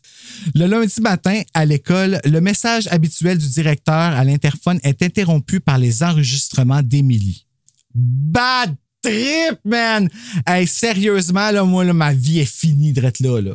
Comme Émilie, là, moi, ça m'aurait révélé que c'était elle, vu qu'elle réagit pas. Elle réagit ben trop bien. Qu'est-ce qui se passe, là? Ouais. Ben, elle réagit fortement, mais un peu comme Mathilde qui réagit à ce qui vient de se passer, puis elle comprend l'impact de son geste. On dirait qu'elle réagissait comme elle. Ah oui? Oui, mais elle réagissait pas dans le sens, on dirait que c'est quelqu'un d'autre qui a mis ça là, ou... J'ai vraiment mal dit ce que je viens de dire. C'est pas clair, les amis, là, mais... Essayez de suivre, OK? Essayez de suivre. Millie qui écoute les choses, puis elle a fermé la lumière. Elle vient de gramber. Moi, j'ai dit, elle ferme les lumières, tu dis, elle vient de gramber. Pareil. Même chose. Mais bon, laisse coupe sur le montage. Jean-François écoute les paroles de Jean Saint-Roch, le player, et est impressionné de ce meurtre. Oui. Émilie est très fière de son coup parce que toute l'école réagit. Fait que c'est ça, là, qui est comme... Moi, I didn't buy it. OK, ce que je veux dire par là, je vais tâcher d'être clair maintenant. Je trouvais pas que c'était un bon meurtre parce que c'est sûr qu'un gars qui agit de même, il s'attend à ce que les filles se parlent ou ça ne dérange pas trop. Il doit être fier, ce macho-là. Penses-tu? J'ai l'impression que c'est quelqu'un qui... Puis il est fier aussi, on le voit plus loin, on le lit plus loin, que c'est pas quelqu'un qui s'est laissé déranger par ça, ce meurtre-là. Ouais, c'est vrai. Puis ça, je l'avais un peu calé. Je dis, lui, c'est pas le genre de personne qui a des scrupules ou qui se sent pas bien avec ça. Mais que tout le monde entende à la cafétéria ta méthode, la méthode que tu utilises pour le faire, les menteries que tu dis sur les autres filles. Mais c'est sûr, parce que tout le monde le savait, déjà. Il y avait un peu cette réputation-là. Si je me fie au dire de nos amis Émilie oui, c'est vrai. Et Mathilde, j'avais l'impression que tout le monde savait pas mal que c'était un petit fucker puis que lui, surfait sur cette réputation-là ou connaissait sa game. Je veux dire, lui-même sait qu'il bullshit tout le monde. À quel point ça dérange que les autres le sachent. Je sais pas, ça m'a un peu dérangé parce que je suis comme, ça aurait pu faire mieux, notre Émilie. Je sais pas quoi te répondre. Ben non, mais c'est un thinker. C'est un thinker puis un stinker. C'est beau ce que tu viens de dire. Oui, très beau. Le professeur de la classe d'Émilie se lève et quitte la classe pour aller arrêter la cassette. Tous les élèves commencent à se moquer de Jean, même s'il n'est pas présent dans la classe. Les rumeurs se forment dans les couloirs de l'école, mais personne ne sait qui a fait jouer ces enregistrements. Mais il est clair que cette personne veut rester dans l'ombre. Qui est cette personne? Qui est cette personne? Chapitre 17. Mathilde appelle l'hôpital d'une cabine téléphonique pour avoir des nouvelles de Ralph et se fait dire qu'il n'y a aucun changement. La culpabilité la suit jusque dans son cours tellement que son prof lui suggère d'aller à l'infirmerie. L'infirmière, elle, renvoie Mathilde à la maison pour se reposer. Alors, c'est un petit chapitre bien cute, avec lui comme un entre-deux. On va tout Mais on comprend qu'elle se sent pas bien. Il y a un débat interne. C'est fort, la culpabilité. La culpabilité encore, les grandes tragédies. Moi, là, j'ai collé malade 2 fois dans ma vie, pas vrai, là. Puis j'ai tombé malade la journée même. Fait que, oui, je pense qu'il y a un petit côté de culpabilité qui a fait en sorte que... Bon, il va-tu bien, ton micro? Oui, ça va. J'essaie de le placer. C'est moi qui vais placer ma chaise. Je suis là. Fait que, ouais, en tout cas, je dis ça comme ça, mais tu sais, la culpabilité, là, c'est très fort. Ben oui, comme c'est un tellement. des. Puis souvent, je pense. C'est dur de dealer avec ça. En effet. Chapitre 18. Le mercredi suivant, Jean-François, avec son enveloppe de photos, est fin prêt à faire son coup. Mais malheureusement, il perd sa bonne humeur parce que Florence Brenda est restée à la maison. Elle est malade. Mathilde non plus ne s'est pas présentée à l'école et Jean-François se rend chez elle pour prendre de ses nouvelles. Ça, c'est fucking cute. C'est fucking cute. Moi, j'aurais fait l'amour avec Drette là. Je sais. Hein? Drette là, genre. Je suis malade, mais je m'en fous. Il voit dans son visage qu'elle a pleuré et Mathilde confesse que ce qui est arrivé à Ralph est de sa faute. Jean-François affirme que Ralph va mieux et essaie d'apaiser la culpabilité de celle qu'il aime en lui rappelant que c'est lui qui a mis le nom de Ralph dans le jeu de la mort. Il explique que dans le passé, Ralph a laissé tomber l'équipe de football et comme il était le meilleur joueur de l'équipe, celle-ci n'a même pas pu se qualifier pour la finale l'année suivante. Il n'avait aucune raison valable pour quitter l'équipe et Jean-François était jaloux de son talent, ce qui fait de lui le vrai coupable, selon lui. Le vrai, tu sais. Le vrai. Le vrai coupable. Mon Dieu. Mais lui aussi, il se sent mal, mais il se sent mal par proxy, tu sais, pour la protéger, elle. Oui. C'est comme un geste d'amour. Ben, par proxy, plus ou moins. Non, c'est vrai, il a raison. C'est de sa faute. Moi, je considère que c'est de sa faute plus que la faute. Ben, c'est la faute des deux, là. Mais Jean-François est aussi coupable que Mathilde pour qu'est-ce qui est arrivé à Ralph. Moi, je pense que c'est la faute à Brenda. Non, mais ton raisonnement, oui, ça fait du sens. Ça fait du sens. Je trouvais qu'il l'exprimait. Est-ce qu'il l'aurait exprimé comme ça à Émilie? Ça avait été elle? Je pense pas. Je pense qu'avec Mathilde, il veut la protéger comme il protège ses petits frères, ses demi-frères. Fuck Émilie. Excusez. Ouais, mais c'est parce que moi, je sais ce que je sais. Hein. C'est ce que tu sais. Par rapport à Émilie? Oui, je sais. Ouais. Qu'on se le tienne pour dit. Oh, c'est ça, chapitre 19. Je peux rien dire contre ça. Le jeudi, Jean-François est content de constater le retour de Mathilde et Florence à l'école. Il suit Florence qui laisse des mines déconfites partout sur son passage. Il se dirige vers la table du journal étudiant, géré par une bande de filles, et leur remet les photos de Florence Brenda en train de commettre un vol à l'étalage.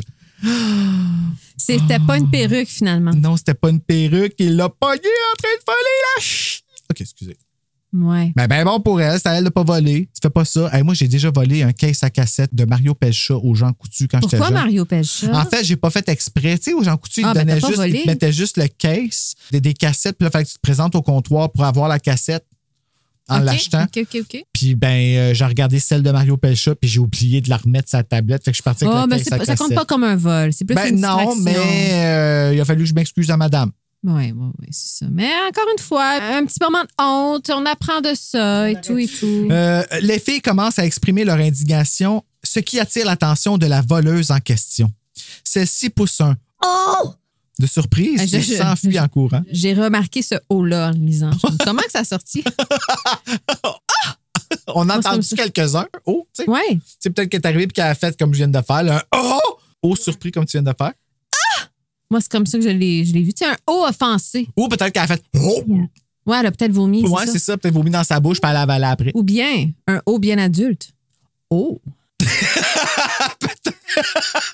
Comme « oh », personne n'était supposé voir ça. Oh, je vais aller au-dessus d'un escalier.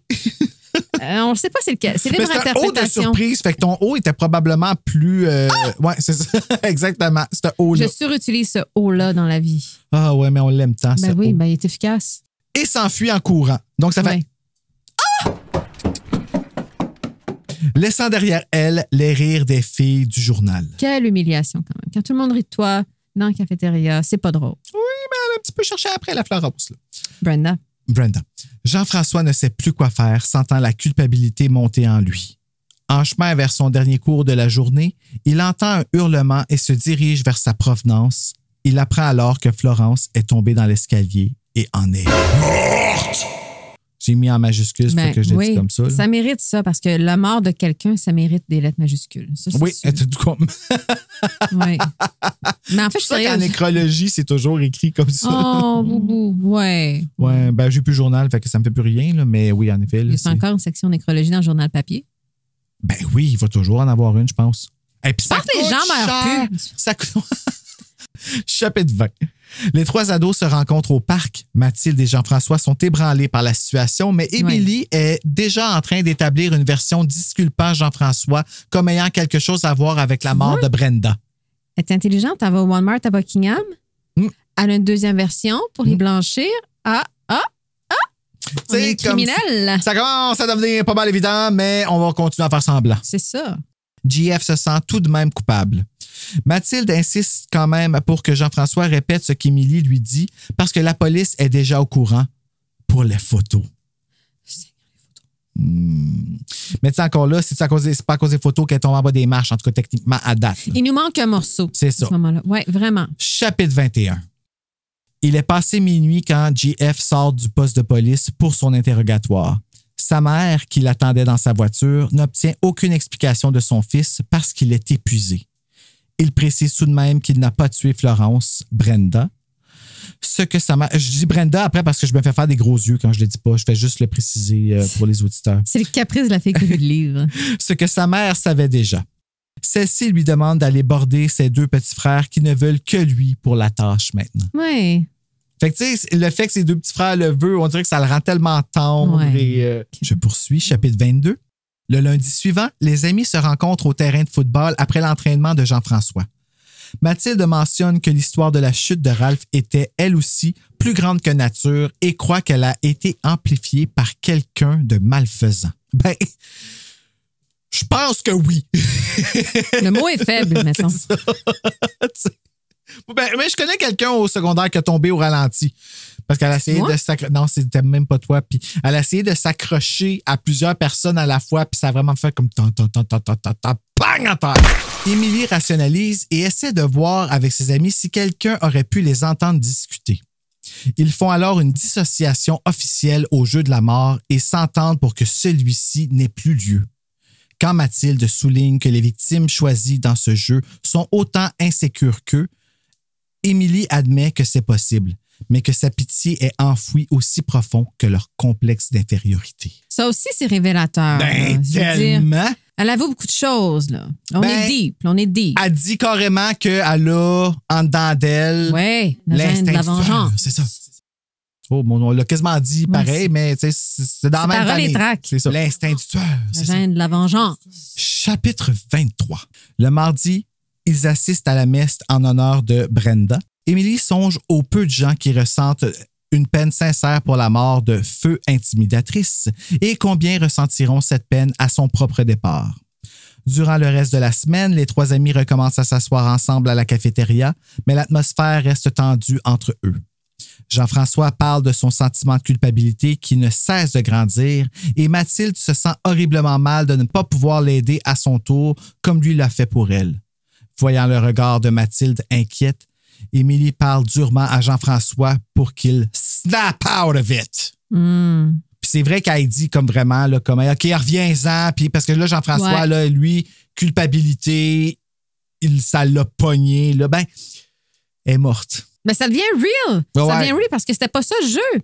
Il devait pas mourir. Il devait être humilié publiquement. Puis là, imagine quelqu'un meurt. Quelqu'un meurt! Mais c'est un peu l'ironie aussi que tragique. Le jeu s'appelait le jeu de la mort. Ben, c'est d'où la métaphore au début. Ouais, c'est ça, tu sais. Puis ça devient aussi symbolique, tu sais. Quand tu es plus jeune, il y a des concepts. On utilise des grands concepts, des grandes idées. Puis, mais dans la vie, quand ça devient réel, ça aussi, c'est un rite de passage. Hey, t'en rappelles-tu? Les premières morts là, autour de nous. Ben, en fait, oui, les premières morts autour de nous. Puis là, on parle pas de la mort de, je dis pas que c'est pas grave, mais de la mort comme d'un grand-parent ou des choses comme ça, mais quelqu'un de notre âge. Secondaire. Je sais pas si tu t'en rappelles, nous autres, c'est arrivé au secondaire 5, je pense. Puis je vais mettre une alerte pour Trigger là, en ce moment parce qu'on parle de suicide ici. Mais c'est arrivé qu'il y a une étudiante qui s'est suicidée à notre école quand on était au 5, je pense. On était au 4. Elle était au 5. Ah, c'est ça. Mais sa sœur, je pense qu'elle était Non, sa sœur était au 5 puis elle était au 4 parce qu'elle était de mon âge. J'étais avec elle en maternelle. Peu importe, là, mais elle était proche de nous dans le sens qu'on. Oui, ben c'est ça. Elle avait notre âge, c'est ça. Et comme dans ce temps-là, c'était pas formé sur comment on réagissait dans ces affaires-là, puis il faisait le tour des classes. Là. Moi, j'étais dans la classe à Bernadette-Proulx. OK. Je m'en rappelle. Puis quand la cloche avait sonné, là, les gens avaient sorti dans le couloir et on aurait pu entendre des mouches voler. Il n'y avait pas un bruit. C'était terrifiant. Honnêtement, là, ça, je vais toujours m'en rappeler de quand on est tous sortis dans le couloir, là, puis que personne parlait. Puis ça n'arrivait pas. Là, quand la cloche sonnait, ça sortait d'un couloir, là, puis c'était... C'est intense, là. Même à n'importe quel âge, quand ça fait... Tu comprends pas. C'est comme pas normal que ça arrive. Puis nous autres, c'est arrivé une fois en 5 ans. C'est comme... T'imagines-tu dans des places comme dans le jeu de la mort? OK, là, je reviens avec une blague pour essayer de ramener ça drôle. Hein. On sait que je suis très maladroit. Mais on va aller au chapitre 24. Mais on pense que heureusement, aujourd'hui, dans les années 2020, on a de l'avancée là-dedans, puis qu'on pense à mettre des triggers puis des choses comme ça, parce que dans le temps, nous autres, on n'avait pas ça, puis c'était troublant. Oui, certainement. C'était vraiment troublant de ne pas avoir ces réponses-là. Chapitre 24. Le lendemain, à l'école, tout le monde parle des jumeaux qui ont été pris en possession des réponses d'examen à venir et risquent maintenant l'expulsion. Alors, on apprend que le jeu se poursuit. Émilie rit tout haut en se disant que ça aidera peut-être Mathilde. Puis ça, c'est une des lacunes du livre. C'est là que je commence à voir des... Parce que, tu sais, t'as Émilie qui est comme, ça va peut-être aider Mathilde. Mais c'est elle qui fait le coup, tu sais. Fait... Ben, moi, je trouve ça bien parce que ça... Ben, ça brouille les pistes. C'est pas juste le bien et le mal. C'est vraiment tout ce qui existe entre les deux, tu sais. Puis il y a une réflexion un petit peu là-dessus dans les personnages parce que faire le mal pour le bien, c'est toujours un peu ça, tu sais. Je pense pas que tout est evil ou tout est angélique. C'est ouais, plus, ben c'est plus elle est subtil malade. que ça. Elle est malade, mais il y a un raisonnement aussi humain en arrière, il y a des gens qu'elle aime, il y a des manques, il y a des... Puis je trouvais que il y avait une certaine logique là-dedans quand même. C'est de la faute à sa sœur. Ouais, c'est ce qu'on ne rencontrera jamais. Finalement, Non, elle habite c'est à côté du justement, centre c'est commercial. elle la... Non, mais c'est ça, je veux dire, trauma. Là, oui, non, mais c'est vrai. C'est ça aussi, tu sais. Les deux filles assistent à l'entraînement de Jean-François et le trouvent plutôt mauvais joueur. Ils décident d'aller manger un morceau en parlant du sort des jumeaux et de l'étrange coïncidence avec le jeu de la mort qui est supposé être terminé. What the fuck? What the fuck? Mais c'est ça, je te dis, c'est comme vraiment un I know what you did last summer. Il y a quelque chose qui se poursuit de lui-même, qui les menace, puis qui sait quelque chose, que c'est censé être juste eux autres. Moi, j'adore ce type d'histoire-là. Chapitre 25. Vendredi matin, le roi, la reine et son petit prince sont venus. Vendredi matin, Émilie rejoint Mathilde et JF. Ah, j'ai écrit JF. Qui discutent de manière animée. C'est Pierre-Luc. Tu n'es pas au courant? C'était beau. Ouais. Pierre-Luc a été disqualifié de l'équipe d'athlétisme, non pas à cause de stéroïdes, mais à cause qu'il a bu de l'alcool et en avait dans son sac. En se redirigeant à l'écart des autres élèves, Jean-François soulève la possibilité que le jeu de la mort se poursuit de lui-même, mais Émilie continue de croire à une simple coïncidence. Mon résumé, je trouve qu'il nous dit pas mal que c'est elle. Oui, certainement. Chapitre 26. Les trois amis se rencontrent à l'école le lundi matin et Mathilde leur apprend que Pierre-Luc prétend qu'il n'a aucune idée d'où provenaient les bouteilles d'alcool.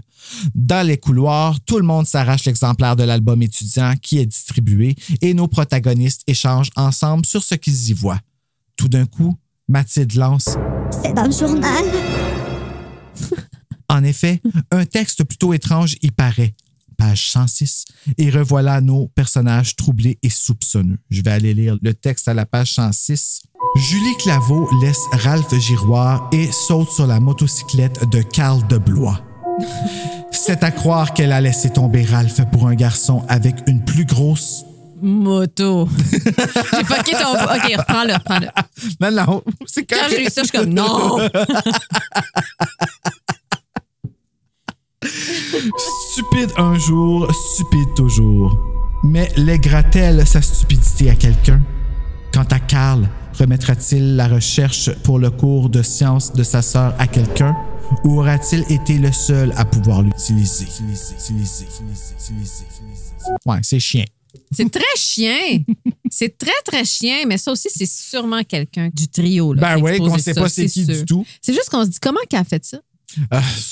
Resourceful en sacrifice. Ben oui. Si c'était juste de moi, en fait, si j'étais de mauvaise foi, je dirais qu'elle suçait bien. Des grosses motos. Ouais, exactement. Allons avec ça.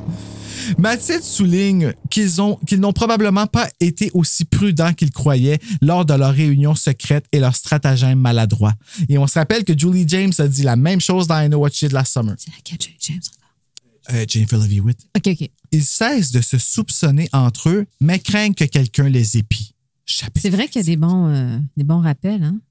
Moi, j'adore des histoires de même. C'est pour ça que j'ai hâte de lire des lits de fuite parce que ça aussi, ça y ressemble.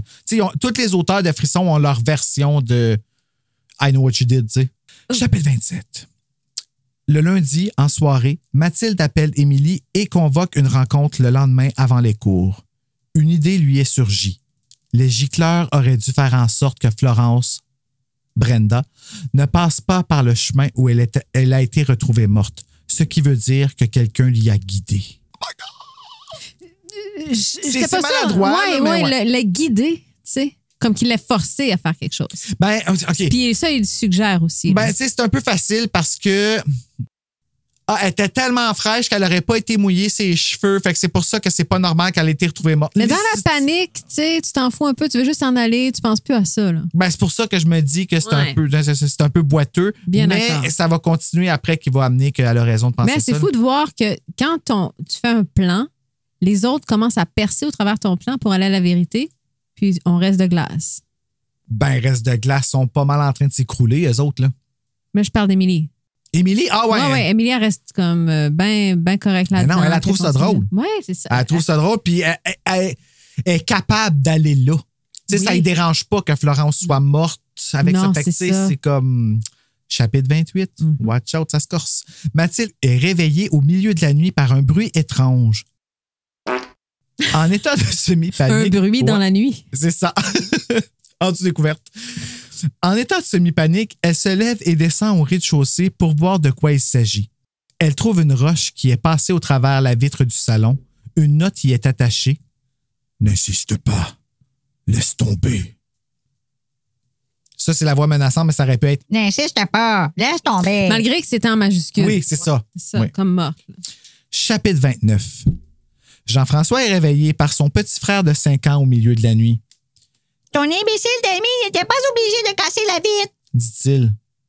En effet, une roche a défoncé la fenêtre et le petit a bien failli la recevoir en pleine face, ce qui aurait été quand même un petit peu drôle, tu sais, parce qu'il était en train de se servir un verre de lait au chocolat nocturne. Le lait, encore. Merci de l'avoir. Tu l'as même noté dans ton petit cahier. Ben, je ne l'ai pas mis en caractère gras, mais je le remarque là parce que tu me l'as mentionné. Merveilleux. Je le fais pour toi, Anne-Marie. Une note accompagnait la roche que l'enfant remet à l'adolescent. Oublie ça. Ça n'est pas ton problème. J'ai toujours soif. Réclame le petit frère. Chapitre 30. Émilie se réveille en retard comme d'habitude et en descendant, aperçoit ses parents dans le vestibule en train de ramasser des éclats de verre. J'ai pas compris pourquoi elle a reçu une roche. Ben, elle l'a fait chez eux aussi pour brouiller les pistes. Puis c'est pas elle non, qui je trouve comprends la ça, roche. mais pourquoi elle a fait ça quand les deux autres beaux-œufs n'étaient pas là? Elle aurait juste pu aller les rejoindre. Tu sais, l'auteur aurait pu juste manquer ce passage-là. Ben, je pense pas que ça nous l'écrire. aurait dit. Quoique non, parce qu'on a soupçonné. Pas nécessairement. Je pense qu'il y aurait une façon intelligente de... Elle arrive chez son ami, puis elle monte la roche avec la note, puis, tu sais, je sais pas, ça aurait été... peut-être qu'il y aurait eu une autre façon plus habile de la porter parce que j'avais vraiment pas l'impression. Ben, en fait, c'est ça que ça donne. T'as pas l'impression que c'est elle. Ouais, ben c'est... Ça enlève le soupçon. Encore là, moi, le fait que ce soit pas elle qui ramasse la roche... Ah, ben... Tu sais, l'autre, il se fait réveiller par son petit frère parce qu'il a été réveillé par la roche, il a failli le recevoir. Fait que quelqu'un qui a vu la roche rentrer. Mathilde est réveillée par la roche, fait que c'est pas elle qui l'a pitché. Mais Émilie, elle adore dur, quel hasard, mais elle descend, puis le lendemain, ses parents sont en train de ramasser. Elle s'est donné la peine pour brouiller les pistes pour qu'elle pense que c'est de l'extérieur, parce que c'est ça qu'elle veut, elle. Émilie, elle veut que les autres continuent à penser que ça se poursuit tout seul. Mais ses amis ne voient pas la scène. Non, ça, t'as bien raison, c'est pour nous autres. Oui, c'est pour nous autres. Nous brouiller. Ouais. Mais ça a fonctionné. Ouais. Émilie a pensé à nous autres, elle. Ouais, c'est ça. C'est ça. C'est nous autres qu'elle voulait fourrer. Là. C'est exactement, t'as tout compris. Ouais. C'est du monde qui sont en train de lire ce qui m'arrive, m'aller me pitcher une roche. Exactement. Elle est consciente du spectateur. C'est full méta! Un vandale a lancé une roche avec un papier enrubanné autour. À l'école, elle se rend compte que Mathilde et Jean-François ont vécu le même genre d'incident et ils ouvrent la note d'Émilie ensemble. « Tu n'as plus besoin de ton fer. » Les trois ados sont anxieux et réagissent différemment. Mathilde veut se rendre à l'évidence que le jeu de la mort se poursuit. Émilie veut retourner sous les couvertures et Jean-François est en colère qu'on lui dise quoi faire. Ah, je serais en calice, moi aussi. Ben, moi tout. Ben oui. Quand Mathilde suggère de faire ce que les lettres anonymes demandent, Jean-François s'enrage parce qu'il n'est pas aussi simple pour lui d'oublier. Il est encore tourmenté par la mort de Florence Brenda, dont il se... Je pourrais juste dire Florence à ce point-ci, si tu voulais. Non, mais c'est correct, j'aime ça, Florence Brenda. Moi aussi, je suis attaché à Brenda. Parce que Brenda, c'est comme Marc Labrèche. Oui, je sais. J'arrête pas de penser à ça. C'est elle que je vois, tu sais. Fait que c'est quand tu vois, on a la même référence. Oui, hey, Donc, il se sent toujours responsable. Il frappe dans un mur. Il ramène alors qu'il est étrange que Florence, Brenda, se soit dirigée vers les gicleurs et suggère que quelqu'un l'y ait amené pour la tuer. Il quitte les filles sans même se retourner. Fait que là, dans le fond, la scène, c'est JF qui l'a fait. Laquelle, ça? JF là, qui s'en va en courant, les bras tout croches. Oui. J'espère que c'est parti! Oui, mais c'est émotif pour les petits minous, là. Ouais. C'est émotif, là. Chapitre 31. Émilie est en cours et se rappelle un des nombreux souvenirs où sa sœur lui a fait prendre le blâme pour une de ses bévues. Ouais, OK, let's go. Je l'ai-tu écrit? Non, je ne l'ai même pas écrit. C'est quoi moi, je me rappelle, là, c'est de l'argent volé. Il y a un vase cassé aussi. C'est chien. C'est chien. Ben C'est oui. vraiment chien. C'est qu'elle a fait tout prendre les blâmes. Ouais. Puis Émilie a passé sa vie à se faire chicaner. C'est ça. C'est là qu'on comprend, OK, il y a une vengeance, il y a quelque chose de psychologique là-dedans. Ça va? Oui, j'ai comme vécu de quoi, puis je me suis pété le microphone d'en face. Ça fait du bien. Ouais. Non, on fait pas ça, c'est pas gentil. Au dîner, elle rejoint Mathilde et, constatant l'absence de Jean-François et la descente aux enfers moralement de celui-ci, les deux filles s'entendent qu'elles doivent agir pour leur ami. JF ne veut plus s'asseoir avec elle parce qu'il croit qu'ils sont épiés et écoutés. Je comprends. Moi, mais ça, c'est tu deviens parano dans un moment même aussi. Là. C'est ça. T'as quelqu'un qui te surveille puis qui te fait chanter avec quelque chose que tu faisais puis qui sait que... J'aurais peur. Il faut que nous discutions à nouveau. Dit Émilie. Que Jean-François le veuille ou non. Mais réfléchissons d'abord. Il faut considérer cette question sous toutes les angles. Chasse l'hypothèse d'un meurtre de ton esprit et vois ce que tu peux trouver. Fait qu'elle essaie vraiment de tout diriger les autres. Dans le fond, elle veut même pas que le monde pense à des meurtres ou des affaires comme ça. Elle veut vraiment que ses amis pensent que c'est un hasard, que les choses arrivent. Puis, tu vois, moi, à un certain point, quand j'étais jeune, je me rappelle avoir pensé que c'était surnaturel. Oh, intéressant. Comme j'avais pas deviné que c'était Émilie quand j'étais jeune. Y a-tu ça là-dedans, dans les frissons, ça surnaturel? Ouais. OK. Ah, mais c'est une bonne réflexion, ça aurait pu être surnaturel. J'ai pas pensé à ça. Frissons. Oui. Chapitre 32. Mathilde rentre chez elle et se met à disculper Jean-François dans sa tête et s'admet qu'elle en est amoureuse. Comme nous tous, d'ailleurs. Oui, finalement. Bonne twist. On voulait, là. C'est ça. Elle se met à griffonner sur un bout de papier des formules algébriques reliées au jeu de la mort, tentant ainsi d'en sortir une logique. Ce qu'elle en retire plutôt est un dur coup de réalité. Florence Brenda a bel et bien perdu la vie durant le jeu de la mort. Ça, c'est qui a cette réflexion-là? C'est Mathilde. Mathilde, oui, c'est ça. Torturée par le destin. Et voilà. Tagline, chapitre 33. JF rumine les mêmes pensées que Mathilde en s'entraînant seule.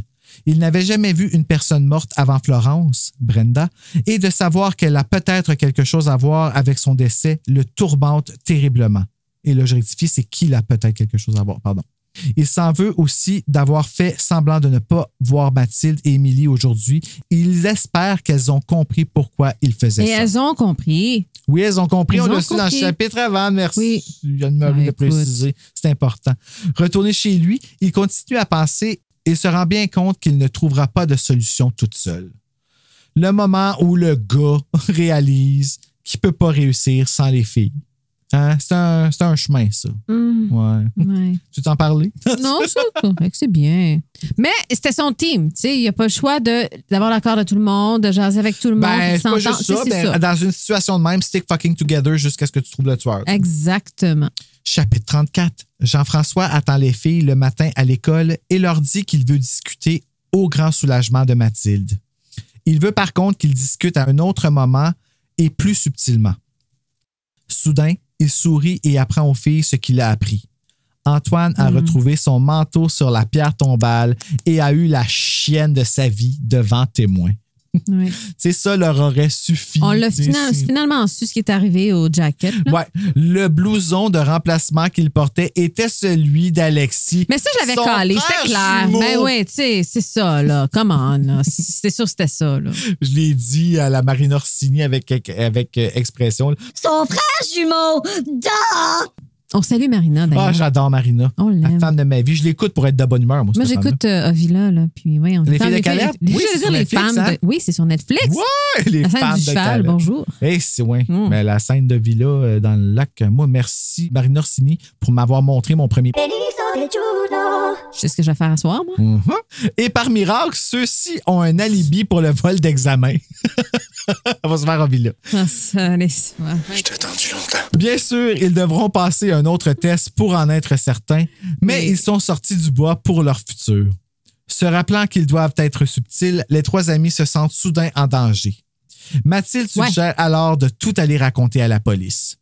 Étant donné leur horaire respectif qui ne concorde pas, les ados s'entendent pour se rencontrer à la station-service près du poste de police à 22h. On arrive au climax! Chapitre 35. Émilie soupe avec ses parents et s'efforce de suivre la conversation. Dans sa tête, elle se rend soudain compte que quelqu'un devrait aller sécuriser les alentours de la station-service avant leur rencontre et se porte volontaire mentalement pour le faire. Elle est sortie de ses pensées par sa mère qui lui annonce que sa sœur, son horrible sœur, viendra les visiter en soirée parce qu'elle est revenue de son long voyage et se réinstalle dans leur vie. Fait que là, moi, j'ai commencé à penser, c'est la sœur qui est revenue. Ben, ça ferait du sens. Ça ferait du sens, mais on n'a tellement pas eu de contact avec elle que c'est comme si on était emporté dans le délire paranoïaque de cette pauvre Emily, finalement. Ben, tu ris, mais dans I Know What You Did Last Summer, que je ramène encore, c'est ça qu'ils ont fait. À un certain point, Julie James a lu un article de journal d'un père fisherman qu'on n'a pas vu de tout le long du film, puis à la fin, c'est lui. C'est lui, hein? Ouais. Ouais. C'est comme une présence qui hante. Mais c'est ça, finalement. Ouais, c'est ça. Elle hante l'histoire, puis on pense qu'elle a un rapport avec ça, puis finalement, elle a un rapport, mais d'une autre façon. Ben, c'est elle la pire méchante de l'histoire parce que c'est elle qui a rendu sa sœur comme ça. Ouais. Fait que là, elle est de retour et. J'en suis vraiment ravie, dit-elle non sincère. Parce qu'elle en est ravie. Ravie. Mais non sincère. Mais c'est ça. On n'en est pas ravie du tout. Non, elle veut pas. Chapitre 36. Émilie se stationne non loin de la station de service. Oui. Vers 21h15, après avoir fait une ronde du voisinage. Elle n'a rien aperçu d'étrange. Elle observe de loin l'endroit entendu et décide de faire un tour du pâté de maison afin de sécuriser l'endroit davantage. À pied, qu'elle fait cette fois-là, bien sûr. En chemin, elle entend un bruit dans une ruelle sombre et tombe à genoux pour éviter un coup. Ça, je ne l'ai pas catché. Moi non plus. Le coup, je ne l'ai pas compris. Tu dis, il y a quelqu'un d'autre. Ben, c'est parce qu'il précise que c'est pour éviter qu'un coup. Tu sais, si elle aurait fait comme. Elle tombe à genoux. C'est elle qui se frappait, genre? Ben, moi, je pense qu'elle s'est enfargée. Il faudrait voir en anglais. Oh my God, chapitre 36 à la fin, voir si elle évite un coup. C'est vraiment le dernier paragraphe, là? Ben, ça devrait parce que elle tombe à genoux pour éviter un coup. She thought she heard the noise again and fell to her knees, then rolled quickly sideways, hoping to avoid the blow. Ben, c'est ça. OK, bon. Parce qu'un blow, tu sais, c'est quand même. Quelqu'un fait ça, là. Ouais, mais avoid the blow, ça peut être. C'est pour. Elle s'est fait tourner pour éviter de tomber trop durement sur ses genoux. OK, comme le choc. Ouais, le choc, exact. C'est ça, mais en français, c'est le coup. OK, c'est peut-être ça. Je me suis vraiment fait avoir par le langage. Ouais, mais je trouve ça malhabile, moi. Hey, on apprend frisson sur le pod. Ouais. Chapitre 37. En tout cas, ça nous a piégés. Mathilde et Jean-François arrivent en même temps à la station-service à 21h55. Ils aperçoivent la voiture d'Émilie, mais ne la trouvent nulle part. JF suggère qu'elle est arrivée d'avance pour sécuriser l'endroit et décide de partir à sa recherche. JF connaît très bien Émilie.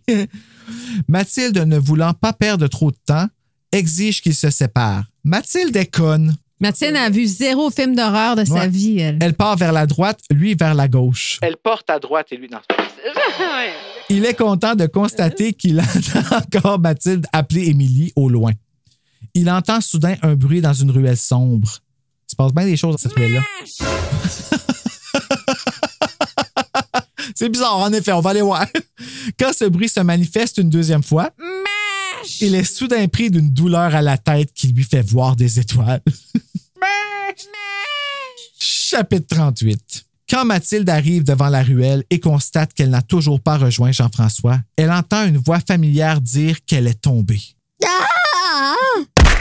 Je suis tombée aurait suffi, mais OK. Ouais, c'est ça. Non, Il fait très noir, mais elle s'approche tout de même de la voix et trébuche sur un corps inerte par terre. N'ayant pas le temps de se relever, une douleur lancinante lui envahit l'épaule. Quand elle reprend conscience, elle aperçoit le corps sur lequel elle a trébuché se faire traîner par terre. C'est celui de Jean-François, inconscient. Puis on comprend qu'elle s'est fait disloquer l'épaule aussi. Là. C'est quand même graphiquement, mais habilement amené. Là. Ça fait mal. Oui. Puis on comprend que son épaule est complètement... Et sorti de son sa clavicule. Ouais, c'est son socket, exactement. C'est ça, puis oui. Fait que moi, toute la long, je la voyais traîner avec son bras. Je sais, ça devient hyper visuel. Ça pourrait être mon bras, ça. Ça doit faire tellement mal. Mais quelle héroïne, par exemple. Oui. Quand elle reprend conscience... L'adrénaline. Émilie est celle qui tire dessus sur Jean-François, qui tire sur le corps inconscient. Elle tire son corps, oui. Mathilde reprend alors ses esprits et refuse qu'Émilie élimine son amour non dévoilé. De peine et de misère, elle se relève et tente de retrouver la vilaine et le corps qu'elle traînait. Elle finit par l'apercevoir et lui saute dans le dos. avec la clavicule ressortie. Oui, là. c'est ça. Parce que là, elle était toute buzzée, premièrement. Puis elle a fait une bonne job pour décrire qu'elle était. Ben, imagine. Ben, manger, ouais, c'est ça. Ouais. Quand t'as mal à l'épaule, tu vois des étoiles. Là. Ben oui, c'est le choc, t'es en choc. Puis là, elle monte sur un muret, puis elle saute en bas. Hey, l'adrénaline fait faire plein de choses de choses. Elle se bat avec, c'est pas tout de suite, elle se fait maganer encore avant. Ouais. Je suis allée trop vite. Ben oui, c'est ça, je te dis, elle est vraiment badass en esti. Là. Une bagarre s'ensuit et Mathilde réussit à casser la gueule à Emily. Elle s'empare ensuite du corps de GF et le tire avec un seul bras vers la rue passante de la station-service. Mathilde aperçoit alors une cabine téléphonique. En l'atteignant, elle est poussée brutalement contre la cabine et tout s'effondre autour d'elle. Parce que là, elle se fait renvoyer dans les limbes. Chapitre 39. Quand elle revient à elle, Mathilde entend le discours cinglé de sa meilleure amie Émilie. Fais pas le saut, Bella est en arrière de toi. Oui, je l'ai entendu. Bella. Tu ne peux pas me dénoncer, tu comprends? Dit-elle. Comment pourrais-je devenir quelqu'un d'important si tu me dénonces? On va penser à Scream 4, Jill Roberts, quand elle pète une coche, c'est un peu ce qu'elle fait, là, elle veut devenir. Mais là, elle, tu vois, elle veut devenir quelqu'un d'important. Elle a comme un motif, elle a un délire. C'est ça, mais elle voulait devenir une artiste, c'est important. C'est ça que j'essaie de le lier avec le début, puis Ben, je sais pas si elle voulait devenir un artiste. Moi, j'ai plus l'impression qu'elle a tellement toujours vécu dans l'ombre de sa sœur qu'elle est importante, c'est être remarquée par ses parents. L'idée d'être important, c'est peut-être ça, ouais. Ouais. Émilie se met alors à divaguer sur ses parents. Ah, ben, regarde, finalement, c'est expliqué, il fallait juste aller plus loin. Tu vois, je me rappelais même plus. Émilie se met alors à divaguer sur ses parents qui n'aiment que sa sœur et pas elle, tout en parlant d'éliminer Jean-François, toujours inconscient. Elle admet que le jeu de la mort est entièrement de sa faute, mais qu'elle n'a pas eu le choix d'aller jusqu'au bout quand ça a dégénéré. N'ayant pas de talents spéciaux ou de particularités pour l'université, elle a cru que son devoir était de venger ses amis et elle-même, ayant grandi dans un environnement dévalorisant. Donc, tout à l'heure, on parlait d'un moment où elle faisait de quoi pour son ami, mais elle savait que c'était allé trop loin. Puis l'idée que le bien, c'est pas juste du bien ou du mal. Entre les deux, ça vient soutenir cette thèse. Ben, elle fait pas les choses mal, mais là, à cause qu'elle est sur le bord de se faire pogner, elle veut les tuer. Fait, c'est ça, elle est ailleurs. Oui, elle est ailleurs, c'est vrai. Le jeu se serait terminé de lui-même si Jean-François n'aurait pas étiré son sentiment de culpabilité jusqu'à vouloir aller à la police. Voulant maintenant se débarrasser du garçon, elle arrache le combiné du téléphone payant et laisse Mathilde meurtrie par terre pour aller s'exécuter. Chapitre 40. Encore une fois, déterminée à sauver son grand amour, Mathilde se lève pour sauver Jean-François. Son grand amour. T'es pas allé de main morte. Non, je parlais de main morte. Wow. Elle déduit qu'Émilie voudra aller lancer son corps inerte dans la rivière pour qu'il se noie dans son inconscience. Elle était chanceuse en esti, mais elle la connaissait bien. Ils se connaissent bien. Ben, ils se connaissent bien. Elle a été surprise du problème de santé mentale qu'Émilie a, là, mais tant que tu connais quand même bien. Quand elle aperçoit Émilie sur le bord de la rivière en train de déterrer une grosse roche pour la mettre sur JF, Émilie prend un objet lourd, encore une fois, pour le lui dropper sur la tête avant qu'elle ne la voie. Fait que finalement, tu avais raison, ça s'est passé quand tu disais tantôt, je suis désolé. Chapitre 41. Mathilde ouvre les yeux en entendant Jean-François l'appeler. Nous sommes lundi et JF explique à Mathilde qu'ils avaient décidé d'aller à la police mercredi dernier et qu'elle est restée inconsciente depuis ce temps-là. Ça, c'est un peu facile. Qu'est-ce qui est un peu facile? Ben, elle est restée inconsciente pendant je sais pas combien de jours. Elle a assommé la fille puis pendant 2-3 jours, le temps que les affaires se règlent, elle a été inconsciente. Là, fait que la partie plate a dormi, chanceuse. Oh, je dormirais moi aussi. Oui, j'avoue. Il lui, pas à cause de ce livre-là. Ce livre-là, t'as tout fait. Non, ben oui. Il lui explique aussi qu'Émilie est la responsable du jeu de la mort et voulait qu'il se poursuive parce qu'elle trouvait que les victimes méritaient leur punition. Ce qui n'était pas tout à fait faux, mais OK. Émilie a fait jouer les cassettes concernant Jean Saint-Roch elle-même. Ralph fera une cure de désintoxication et les jumeaux ont réussi leur reprise d'examen. JF explique qu'il a repris conscience après qu'elle ait assommé Émilie et qu'il a lancé son corps dans la rivière pour pouvoir se sauver. Ça, c'est sick pareil. Je veux dire, tu lances le corps... Je comprends qu'il y avait essayé de les tuer aussi. Ouais.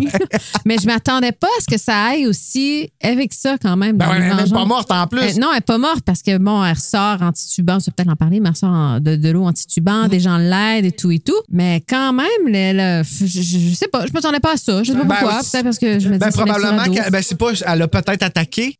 Ouais. En tout cas, peut-être qu'ils ont commis c'est ça. sûr. Mais elle n'est pas morte. Non. Elle a nagé jusqu'au bord et des gens l'ont aperçue. Oui. C'est ce qu'ils disent. Comme JF avait déjà tout dit à la police avant que ces gens-là l'aperçoivent, elle a fait une petite raide d'une glissade d'eau. Ils ont su quoi faire avec blablabla. C'est l'explication que j'ai écrite. Blablabla? Ouais, blablabla. Mais c'est pas mal ça, les frissons, ils ont su quoi faire avec, à cause que JF il avait déjà appelé la police, fait quand ils l'ont trouvé, ils ont fait Ah, c'est ça qu'on cherche quand c'est des tués, tu sais. C'est ça. Puis il suggère, là, si je me trompe pas, qu'elle elle est à l'hôpital psychiatrique, qu'il y a vraiment des problèmes. Fait que c'est ça l'explication aussi. Ben, elle va être enfermée. Oui. En se morfondant d'avoir perdu une amie qui n'est pas méchante, mais bien malade, le duo se regarde dans les yeux avec un sourire aux lèvres. L'amour brille sous les néons de la chambre d'hôpital. The end. C'est merveilleux. Une histoire d'amour dans les couloirs d'hôpitaux. Ouais, puis je suis sûr que j'ai écrit ça pour... L'amour brille sous les néons de la chambre d'hôpital. Oh my God. Néons de la chambre d'hôpital. Ouais, c'est ça. Mais quand même, non, j'ai passé à travers diverses émotions. Puis je m'attendais pas à une fin comme celle-là. Là. Ah, moi, j'ai adoré. Mais je savais que c'était elle éventuellement, là, Émilie et tout. Mais OK, tu sais. Puis là, ben, le livre est tellement bon qu'ils ont tourné une scène. Est-ce qu'on va la regarder? Mais j'aimerais bien. Émilie? C'était lundi soir et la voix de Mathilde au téléphone semblait chevrotante, presque effrayée. Qu'est-ce qu'il y a? Demanda Émilie. Il est arrivé quelque chose? Non, rien d'autre. Répondit Mathilde. C'est suffisant comme ça. Alors, qu'est-ce qui ne va pas? Demanda Émilie. J'ai pensé à quelque chose. Commença Mathilde. J'ai déjà appelé Jean-François et il croit qu'on devrait se rencontrer demain matin. Avant les cours, il y a une chose dont nous devons discuter. Une chose à laquelle nous n'avions pas songé. Mon accent change, hein, au fur et à mesure que je le fais. C'est correct. La voix sera pas... C'est vrai que j'essaie de, tu sais... Après, elle va parler avec un accent, tu sais. C'est ça. Quoi? Mathilde soupira.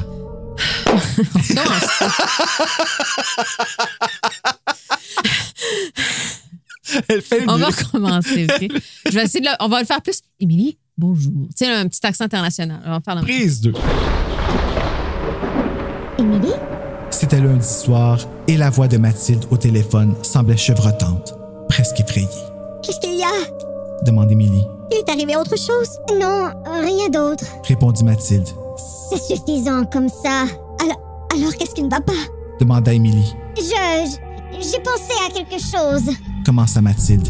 J'ai déjà appelé Jean-François et il croit qu'on devrait se rencontrer demain matin avant les cours. Il y a une chose dont nous n'avons pas discuté. Une chose à laquelle nous n'avions pas songé. Quoi? Mathilde soupira. C'est à propos de la mort de Florence. Ça me tracasse. Quoi? Répéta Émilie. Le gicleur. Répondit Mathilde. Oui? Émilie écoutait avec une vive attention. Florence aurait dû entendre les gicleurs. Expliqua Mathilde. Ils sont bruyants. On peut les entendre jusqu'à l'arrière de l'école. Florence était bouleversée. Elle était sortie en trombe par la porte arrière. On peut supposer qu'elle voulait fuir tous ceux qui se moquaient d'elle et qu'elle s'est précipitée vers la porte la plus proche. Continue. Dit Émilie. Lorsqu'elle a franchi cette porte et entendu les gicleurs, elle aurait dû faire ce que toute autre personne aurait fait, c'est-à-dire éviter le parc. Je ne sais pas où tu veux en venir. Dit Émilie. Tu te souviens à quel point Florence soignait toujours sa coiffure, Émilie? Je ne peux tout simplement pas imaginer Florence courant dans la direction des gicleurs quand elle savait très bien que cela gâcherait complètement sa coiffure. Alors pourquoi l'a-t-elle fait? Émilie n'en savait rien. Hey, ça a l'air bon, man! Sérieux, les acteurs sont écœurants, premièrement. Le choix qu'ils ont pris... C'était ressenti. C'était ressenti. Non, c'était merveilleux. J'ai bien aimé ça. Ouais, ça s'encapsulait beaucoup de choses. Ça donne le goût de l'écouter. Ouais. Alors, la note Goodreads pour le jeu de la mort est 3.44 sur 5, basée sur 386 ratings. OK. C'est pas mal ça, les notes tout le temps. Là. C'est 3 points quelque chose, tout ça. Là. Fait que c'est pas tant que ça. Moi, ma note, je lui ai donné 4.6 sur 5 parce que je joue sur la conscience. I Know What You Did Last Summer kind of story. Puis les personnages, je les ai trouvés attachants. Même Émilie. Ouais, hein? Moi, j'ai donné 4. Ben, c'est bon. Oui, c'est bon parce que c'est un page-turner. Tu sais, je l'ai lu d'une traite. Page-turner, oui, c'est un Oui, bon. vraiment. Puis je trouvais que c'était intéressant à lire. Tu sais, il y a des petites lacunes ici et là, je trouvais dans la façon dont c'était amené. C'est pour ça que je suis pas un 5. Émilie qui mange un coup. Des petites choses comme ça où t'es perdu. Puis quand tu comprends toute l'histoire, t'es rendu à la fin, tu te dis, ben pourquoi ils ont écrit ça de même? Fait que des fois, il y avait des petites affaires comme ça, mais autrement, j'ai bien du fun à le lire. Je trouvais que ça méritait quand même un bon 4. Puis on a eu le sens de la tragédie. plaisir. Oui, on a eu beaucoup de plaisir. J'adore faire ça. Hey, toi, t'as vu Molière là-dedans, puis tout, pas Molière. Shakespeare. Ouais. Les grandes tragédies. Pareil. C'est pas ça. Puis est-ce que tu as trouvé des titres alternatifs? Toi, si mettons, tu avais écrit Le jeu de la mort, comment ça se serait appelé? Je pense que ce serait appelé Whoopsie! C'est très bon. Ouais. Très bon. Moi, j'ai trouvé Le Pacte du Silence 4, Le jeu de la mort. Oh. Donc, ça aurait été comme été dans la famille de. Ben, certain. Émilie et la sœur diabolique. Et mon préféré, El Juez de la Muerte. Ben, ça, c'est sûr. Écoute, c'était certain qu'il y avait une petite twist Jour de la mort avec ça. Mais sinon, quelque chose avec les traumas, là, tu sais, Trauma's Revenge. Ou Trauma, tout simplement. Trauma, oui. Fabienne Larouche, elle nous en voudra pas. Elle a fait la série, on va faire le livre. Exactement, c'est la même chose. Et voilà. Même chose. Ben, merci Anne-Marie d'être venue lire ce frisson-là avec moi. Merci de m'avoir invité. C'est toujours un plaisir de discuter avec toi de films, de livres, il faudrait que tu reviennes pour un terreur éventuellement. Je suis toujours disponible. Oh, j'aime ça me faire dire des choses de même. Toujours. Bon, ben, d'ici la prochaine fois, les amis, ben, faites de beaux cauchemars! Bye!